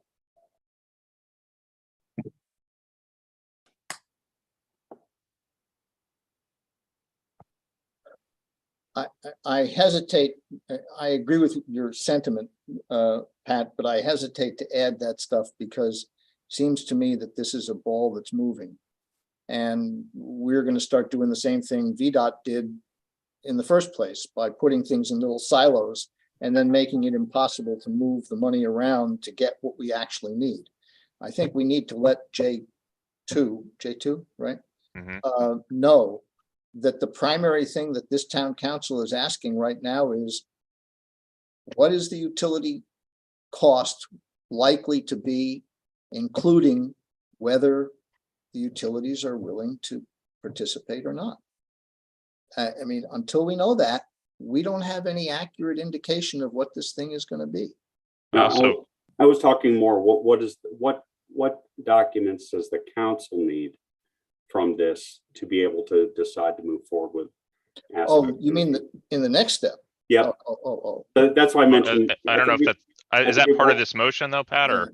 Yeah, I would like it part of the motion that we lock down what we expect to review coming out of this to be able to make future decisions. And that's why I mentioned updated budget, conceptual plan for the relocation. Like all that equipment is going somewhere on the ground. I'd like to see where that's going. And that's the two items that are important to me. I just was throwing that out to the rest of the council. If there are items you want to see come out of this to be able to make decisions. I trust Susan and Jerry to make the recommendations to us. I trust their recommendation. If we need to do this reallocation to keep the project moving and get to a feasibility decision, a go, no go on whether or not we can do the utilities or what have you, this is what needs to happen. I can appreciate that you want those deliverables, and I think we'll get them from this, and there are no additional asks that I have.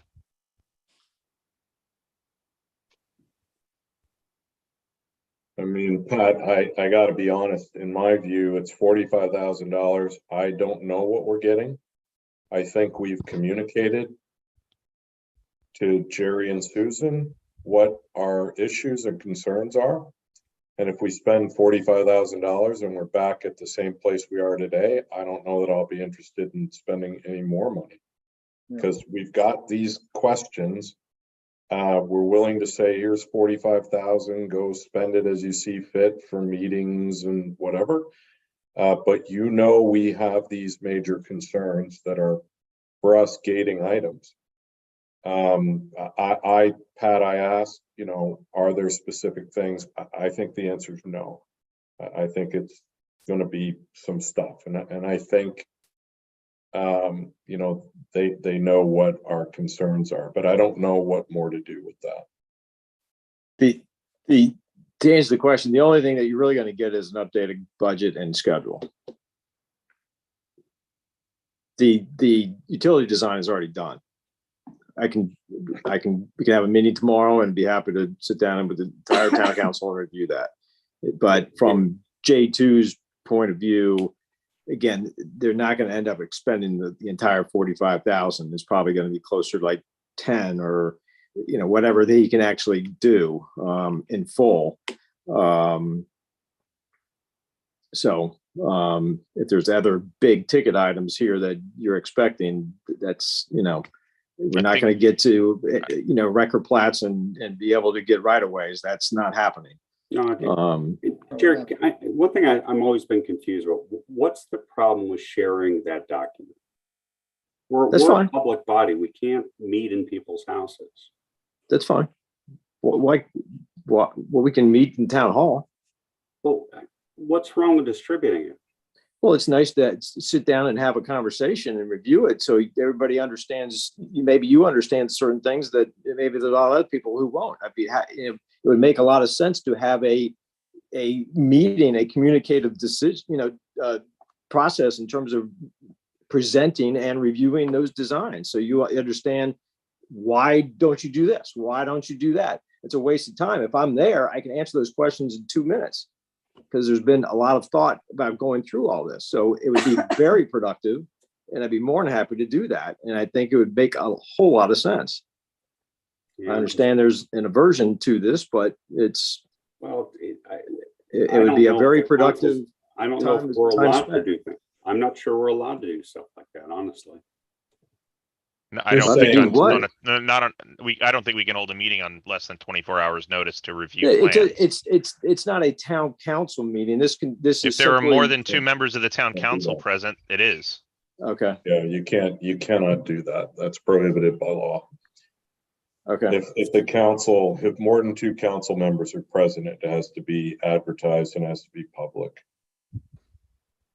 Could we Okay. consider having a future town council meeting in person, maybe next month to address all of this? It certainly sounds to me like there needs to be a meeting on the streetscape, because we've spent, what, an hour and a half on it Yeah. tonight. I have to go.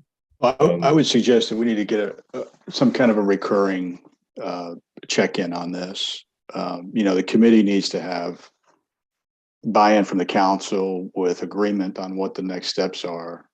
So that, it's not the committee's ideas, it's not Jerry and Susan's ideas, and they shouldn't have to defend this like they're in court today. It's the town's idea, and if we're not synchronized enough that we're moving forward together with some common understanding about what the questions are and what the steps are to get the answer and what the cost is, we're going to have friction, which is kind of where we've gotten to. And working remotely for a long time probably got us to part of this, but we've got a long ways to go on this project still. And I think that if we're going to get traction on that and really figure out what pieces we want to do, and if it's feasible, we need to make sure that Jerry and Susan aren't spending thousands of hours trying to get to a solution when we need 40 hours of investigation to get the next set of answers to figure out if we're going forward or not. We're way down this road with a lot of effort and time invested in this. So I'd like to see a meeting that we talk through where we are, and it's a town meeting anybody can attend, in addition to the council. And I was at the recent special projects committee meeting, and there are drawings, that show the concept for all the utility relocations and removal of poles, and it's pretty good detail. So there's a lot to talk about and digest there, but we've got to get everybody on the same, in the same bus in the right seats. I'm with you. I'm with you, Reagan, and I'm fine on having that meeting. I've been asking for that meeting even in the public meetings before we had Zoom meetings with regard to what we were doing with the utilities. I mean, this is not new, and it didn't happen because of Zoom. We just didn't get this information because we didn't know what the utilities were going to do, and we still don't know what the utilities are going to do. So until we find that out. But in the meantime, I have made a motion. There is a second. Yes, you have. I've got Motion to and a leave second. this meeting, so I would appreciate it if we. All could right, get let's the go. vote. Motion and a second. We'll act on it. We'll do a roll call vote. Holloway, aye. McDonald, aye. Efros, aye. Oh, aye. Fine, aye. Screen eye. And my apologies, but I am going to have to No. leave the meeting. Understand. Thank you, Steve. All right. This may cut the rest of the meeting short because there's What's left on the agenda and what can be tabled? a review of town committee lists can be tabled. And Motion to should be- table. should be. Okay, I'll Motion to second- table? I'll second that. Sure. All in favor, say aye. Aye. Opposed, abstentions, aye. I want to skip VDOT for a minute and I'm going to run through 3 things very quickly. Condition of trees at entrance to 8 Acre Park. Steve sent me a bunch of pictures of trees in the 8 Acre Park where the bark around the bottom of the trees looks like it's rotted away. Would be nice to find out, what the story is with that. I don't know if we have tree people who know. Reagan, do you have any thought on that? My thoughts are that we got a lot of trees. They all die at some point. It would appear if we're looking at a tulip poplar that tends to have bark that kind of looks different at the bottom than it does for the rest of the tree. Okay. That's a very possible explanation for that. Okay. Tree like that could be hollow all the way through the center of the tree, and you can't tell from the outside anyway. But I know we have a town naturalist, Mark Khosravi. I don't know how much he knows about trees. Do we have a town arborist? He's not a tree guy. I'll ask. Laura's, Laura's Laura's got more of a clue than I do, and she's still on the line in the on deck Okay. circle. There were like eight trees, all towards the entrance to the park, all look like the same kind of trees based on the bark. And they all had that thing at the bottom of the trunk. And maybe that's just how they look. I don't know. I would need to go walk the park and look at them specifically. And thanks, Bill. Mark is not a tree guy. Yeah. Mark's a herb guy, and he he may know how to ID trees, but he's not a tree guy. So Sure. I'm happy to take a look at the pictures and go identify the trees and say, hey, it's it's a sycamore, the bark exfoliates, or it's an ash tree that if it's been infected with the emerald ash borer, the bark does exfoliate to the end of its life. It's called blonding. And, I just need to be tasked with that, and I'm happy to go do that. Okay, you're tasked. Consider yourself voluntold. You walk into the park and there's that little sign, don't do this, don't do that. There's one of them, they're all around there. And you'll look and you'll see the bark. You'd be like, oh, that's it. It's that simple. We got a request from a citizen who saw these trees, sent these pictures. It would be great to get a sense of what it is and if there's anything we can do about it. Sure. It's not a super huge thing. Right. Clifton caboose paint and luggage cart, that's another thing we can table to the next meeting. Really, let me just quickly say that we've had a pink caboose for a long time because the paint's faded in the luggage cart, the wood, whatever. And we haven't acted on it because there are a host of reasons, but one was we're in the pandemic and we had real questions about revenues. So spending money where you didn't have to was not something we wanted to do. It might be time to start thinking about it again. Okay, so there's no specific proposal or ask or anything else, other than I talked to John Powell, who's the caboose guy, and he said, if you want to do it right, it will be very expensive, very $25,000 to do. Okay, it's a marquee thing for the town. It's a lot of money. We had the question about what else do you do with your money. To have something that's really a high grade thing. It's very nice inside, but the outside looks pretty rough. So I want to put that on people's radar screen to think about, because we have budgeting coming up. Should we or shouldn't we basically, expend the money to do an exterior renovation on the caboose? We don't need to talk about it further tonight.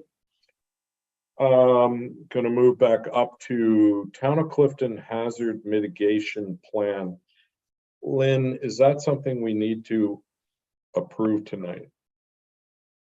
No, not at all. But I do think that it's worthy to have some context going into it. Good. And I can also send that along by email.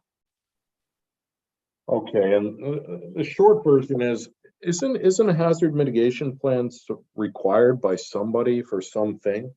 And you either do it yourself, heaven forbid, or you do it as part of this bigger group. And it's being done as part of Northern Virginia, something or other. It's like 3 counties, 5 towns, and Exactly. Northern Virginia hazard mitigation plan. This is something that's done every 5 years. We were brought into the plan, in December of 2021. Greg Zabrowski works for Fairfax County, Emergency Management and Security. He was leading the effort, worked with a team of consultants that was pulling together all this work for these multiple counties, Prince William, Fairfax, and I believe it's Loudoun. And Loudoun. So this, part of the process, the reason I got involved, wanting a representative just to provide some boots on the ground perspective as they went through their, many different charts and analysis to really figure out what's going on, and if the plan that they were starting to put together made sense for Clifton based on the analysis of different natural disaster risk, as well as man-made disasters. I think the long and short of it is, by having a number of items in the plan, and if you scroll all the way to the very end of the Clifton Annex, there are 4 different items on the chart there. And so the idea here is that when Virginia declares a state of emergency, it opens up funding for all these different projects, and we have an option to apply for funding at any point. If there's a disaster emergency in Richmond and it's declared a state of emergency, we can apply for funding for any of the projects, but they have to be listed in this hazard mitigation plan. So by having these items in there, well documented, it's just another stream of funding. If we want to, if we want to apply for the funding, if we want to take on the projects, and we don't have to manage these projects on our own. Fairfax County, we can also work that into budgets for any of these different plans. You'll see them. The first 2 are associated with. Let me just get the acronym correct. You'll see them referred to NFIP. That's the National Flood Insurance Program or Plan. So the first 2 items are just around insurance for flooding. The third item is around outreach and education at any of the hazards that are present in town. And then the fourth one is around fortifying our infrastructure just in case of flooding. So really focused around the town's bridging infrastructure to ensure evacuation capability and pedestrian safety. So this is having heard so much about the different sidewalk issues. This is a potential pathway to be able to get funding to take on different projects that are around this concept in general. So again, it's part of a plan that has to be updated every 5 years. The Clifton information, the annex, is specific to Clifton. The other 350-page plan is all about everything you can imagine in Northern Virginia. And this is just an annex. And we have to approve this, correct? Yes, that's right. All right, so there's an action for the council, which maybe we can address next month. Read through the annex, because you're going to be asked to approve the annex for the town. It's, I don't know how many pages it is. 30 pages or 35 pages or something. I went through it. I thought it was very well done. I did have one question. There's a thing that says we have a high risk of dam failures in the town, and I've yet to figure that out. But other than that, it looked really good to me. Well, I did find an answer around the high risk on dam. It says it's a combination of a couple of things. Although Clifton doesn't have any dams, it could be impacted by other dams located in the county. If there were a breach or dam failure, that's what it would be associated with. Also, the high risk is the potential of causing damage over the whole area of Clifton. Not necessarily that there's a high probability it would happen, but that if there were some severe flooding, that it could cover a majority of Clifton.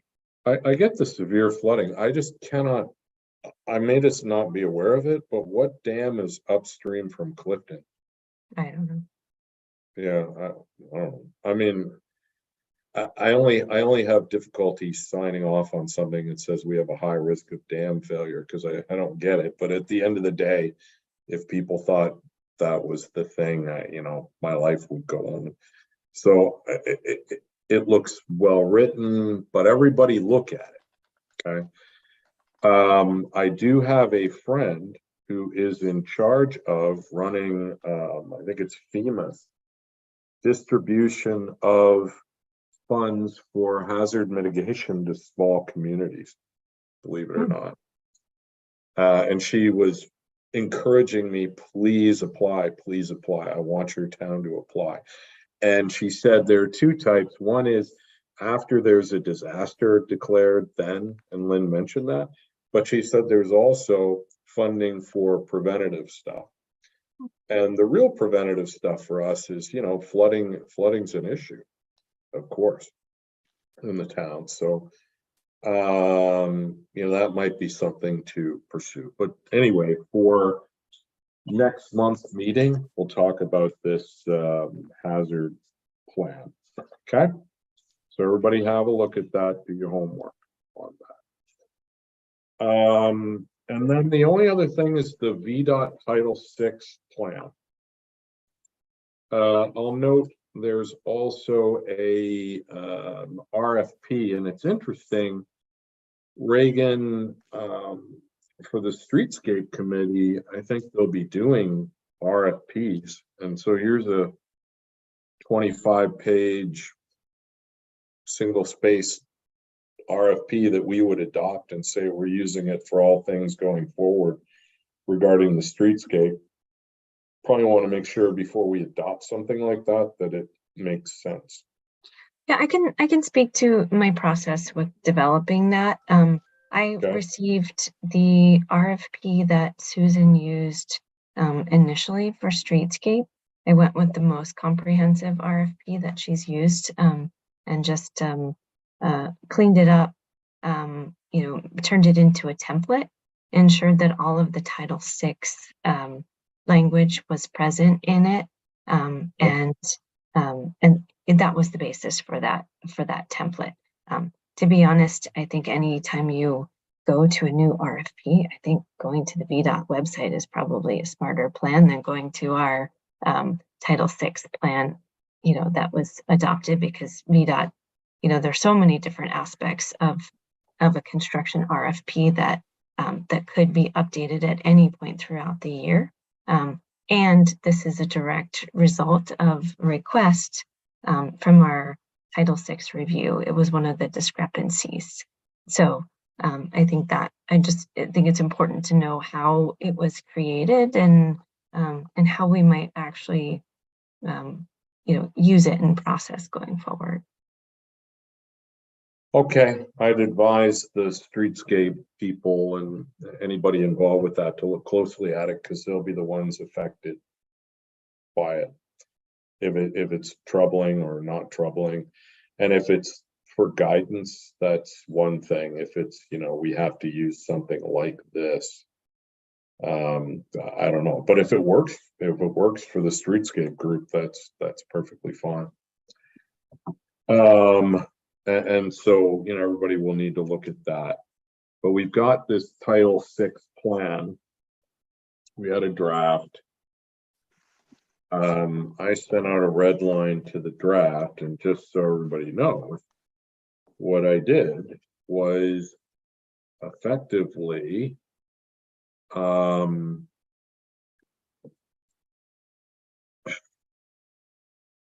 revised it so it's limited to work being done with regard to federally assisted highway plan, which is like a defined thing. It shows up in the back of the document originally where it says this applies to projects where you're using federal Department of Transportation funds, either in whole or in part for the project. You need to do this. And okay, fair enough. So I think the way the deal works is if you take their money and you do work, you have to have this apply to it, all the process, the complaint process, everything else. But otherwise, if we're doing example, they're getting somebody to pave the basketball court, we don't have to apply this Title VI plan to that, because it's not using it's not a federally assisted highway program using federal Department of Transportation funds. So we have a clear demarcation where when we do streetscape stuff going forward, it'll have to comply 100% with all of this. But things that don't relate to that, this doesn't apply. Now, that doesn't mean that the Civil Rights Act doesn't apply to our town. It just means this is a process that's put in place to help you along in your compliance and demonstration of compliance. Doesn't mean you don't have to comply with federal law. It's really a process-driven thing. So I tried to revise it to make it limited to streetscape or anything else we get in the future where we have federal Department of Transportation funding, which again, in the back, that is what it says. So that's what I did. And there was something in the front that had a bunch of platitudes, and I limited that to, again, to say the same thing, which is we're going to comply with this with regard to federally assisted highway programs that are administered by the town of Clifton. If we do this and we take your money, then we do this. Doesn't make it fun or easy or anything else. Perhaps not terrible either, but there's a complaint process, there's a complaint form, there's a whole 8 levels the complaints go through and all that kind of stuff. But it's for a complaint that someone would lodge about discrimination with regard to a town of Clifton administered federally assisted highway program. So if somebody complains about streetscape, it would go through this. That's what I did, and we sent it out, and everybody's had the rest of it for a while. The question is what to do with it. Now we have people who say we shouldn't be doing this at all. But my take is if we take money from Federal Department of Transportation through VDOT, we have to do this. We cannot take money from them, in which case none of this applies. But if we take money from them, I think we have to do this. And I don't think we can gut the plan and say, we're not going to do this, we're not going to do this, but rather this is the plan. If we take your money and we're doing a project with your money, then we do the plan. What was my takeaway on it? So I don't know if people read it or thought about it or what their questions had. Yeah, I like the way you inserted that one phrase about 1,000 times throughout the document, Bill. But I think it clearly states that this only applies when we're doing federally funded projects. And Lynn, do you think that's gonna, I imagine they'll review it, and if they don't like what we did, they'll comment. What's the next step here? Yeah, the next steps, we submitted to ask for an extension. They give us less than 2 months to actually do this in the first place. And we asked for an extension, and they came back and said, you have 60 or 90 days, but you need to get a draft into us by April 10th. So we don't officially have to approve it at this point. We have a draft. Certainly want to hear everybody's feedback at this point. But we could, if we agree that this is a working draft that we're willing to submit, they'll come back and give us their response, and then we have to finalize that plan by the 60 or 90-day window, whatever the deadline was that they gave us. So I think we could approve submittal of a draft, and then we see what they come back with. If they love it or don't love it, we can go from there. Yeah, I think it's draft quality. I think we should send it in. So okay, so Lynn, and we'll vote on this, but Lynn, you would be able to take the red line, accept all the changes. Okay. Yeah, Bill, I did want to say some of the language is boilerplate of required documentation, so I would just want to review that one time, or I'll submit it, and if they don't want to accept that, they can find that in the review. That's exactly right. And I knew that some of it was stuff they just wanted you to agree to, but some of it I just don't think we can agree to. And so I would rather propose it to them and have them come back and say, we can accept all of this, but we can't accept this, this, this, this, because everybody has to do this, and then we can look at that Okay. and figure it out. So yeah, I fully understand that we've written it a certain way, and we'll see what they say when they come back. Yeah, I think the only thing that is worth noting is that the Title VI language is that Title VI applies to all projects that are federally funded, and then the way that the plan is written is with regard to federal highway you know. So there is one discrepancy there, and it's the federal highway. Let me get my acronym right. I should have memorized it after reading it so many times. Yeah. Federally Assisted Highway Program. This is the agency that's coming down and really requiring the Title VI plans across the board. So I think that's just important to note. Yeah, I thought about this a lot, and it finally dawned on me what I think's going on here. Okay. Title VI of the Civil Rights Act of 1964 applies to whomever it applies to. Okay.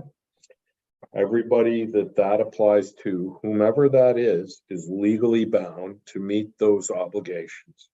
However, they're not legally bound to have a complaint process that's developed by the Federal Department of Transportation to help them comply with it.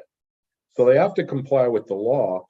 What this is them saying, in order to help you on your way, in order to help you comply with the law, we've developed a process, and we want you, if you take our money, to use this process, because with this process, we'll be more comfortable that you're complying with the law. So it's like a compliance process, and they have the ability to impose the process on us as a condition of taking their money, but they don't have the ability, I don't think, to say you have to use this process for everything you do that's state jurisdictional with green space or whatever as a condition of our highway money.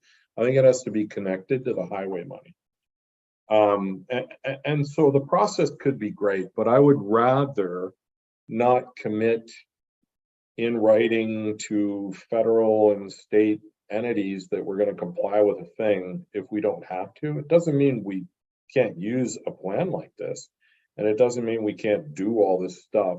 It's just whether we would agree in writing that we must follow this process, and where that's the case, I'd rather limit that to the limited amount we actually have to do as a condition. So I get that the Civil Rights Act.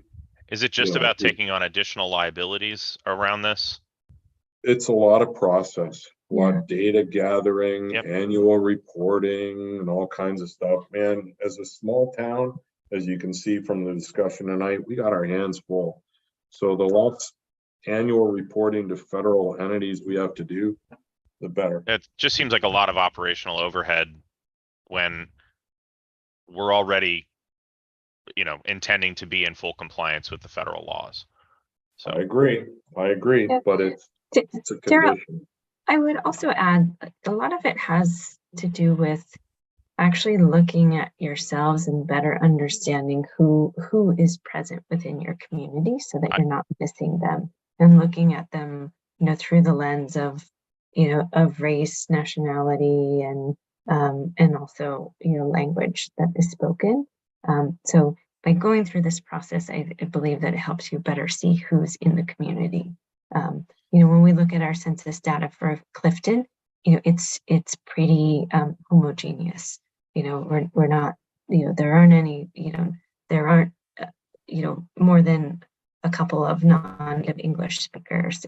But I think once you go out a little bit further, you start to go into adjacent communities, you start to understand who's passing through the town, and it just helps you have a lens of how might we communicate differently to be able to include, these communities as well when thinking about projects. So I believe that the process is intended to help change behavior in a way to just see who's in the community better.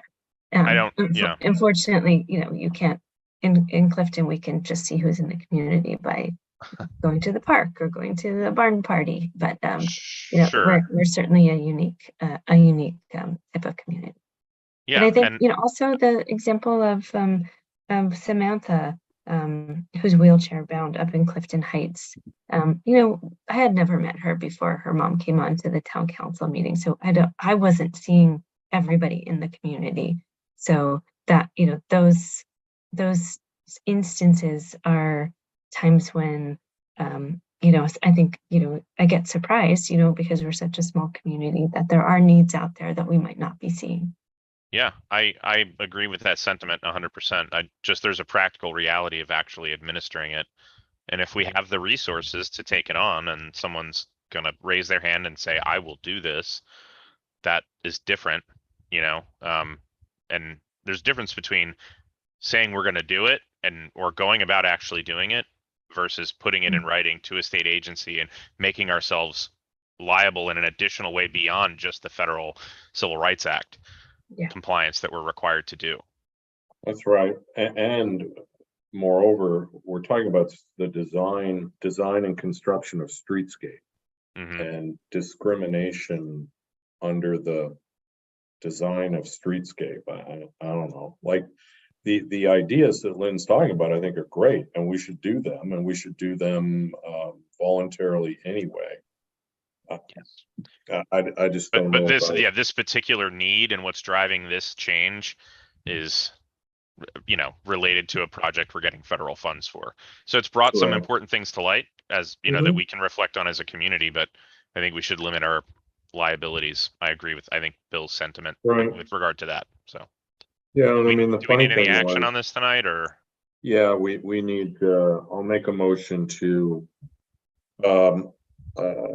approve distributing the draft, a clean version of the red line back to whomever we send it to. Send it to VDOT. Yeah. Back to VDOT. VDOT, right. Back to VDOT. Back to VDOT is our draft. And so that's the motion. Is there a second? Second. All right, so motion is second.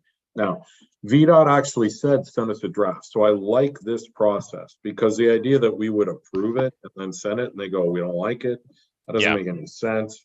So for us, to go through the work, Lynn did it, we reviewed it, we send the draft, they come back and they go, it's great, I don't know. So it's an iterative process and I like the way it's working so far. Okay, so we got a motion, a second. Any further discussion? All in favor, say aye. Aye. Aye. Opposed, abstentions? All right, we'll carry on. And this RFP template, we need to go through that as well. That's another piece, right, Lynn? It is. We can send it over to them as a draft. No, but you want to have it approved? Yeah. No, yeah, sorry, no. We actually need to review it and look at it and because what you never want to do is send something over, have them go, we love this, and then the council looks at it and go, we don't love it. The council should go, we're comfortable with it, and then send it over. But it's long enough and it's detailed enough that, this is like 8.30 page, 25 pages, 8-point font. It's a bit of a slog to get through. So we got to go through that. And then the council has to say, I am comfortable sending this to VDOT, because if VDOT says they like it, we're effectively going to be owning it. So. Okay. So so you sent the red line draft, but you didn't forward the RFP. Is that right, to everybody? No, I didn't forward the RFP to everybody. Okay, then I thought you were going to. Are you comfortable with me submitting the draft with the attachments, except for the RFP, to meet our April 10th deadline? And then we'll just say the RFP is coming, Which at the end of the month. Which attachments are you talking about? Just so I know. Just that the document that you redlined had 3 attachments to it. Yeah, that's fine. That 3 includes appendices. includes the complaint form, right? Exactly, complaint form. I don't remember the other 2 off the top of my head. Let's have a look here. But the RFP was not in there because it was so long. It was, Oh, okay. I just kept it as a No, second everything document. else is fine, but not the RFP because it's so long. I definitely want to go through that before we send it out. This should be enough for them to chew on, and they come back and go, "We love the direction you're going in." That'll be very helpful for working on the RFP. Did we vote? Yes. We did. We did? Okay, everybody loved it. Do we need to amend that or anything? Or are we good? No. No, Lynn was just saying, did that approval of sending a clean version of the red line, did that include the appendices? And provided those appendices are in that document I sent, the answer is yes. Right? Okay. Lynn? Sounds like Yes? you have this well in hand. What's next? Yeah. There's nothing left. Motion to adjourn. There a second? Sorry, I have a veterinary issue crisis happening like right next to me. So Okay, good deal. All in favor, say aye. I Opposed, abstentions, great. Thanks, everybody, for hanging in. really appreciate everybody's efforts tonight. I know it was a tough one. Thank you. Great Okay. job. See ya. All right. Good night. Bye. Thanks.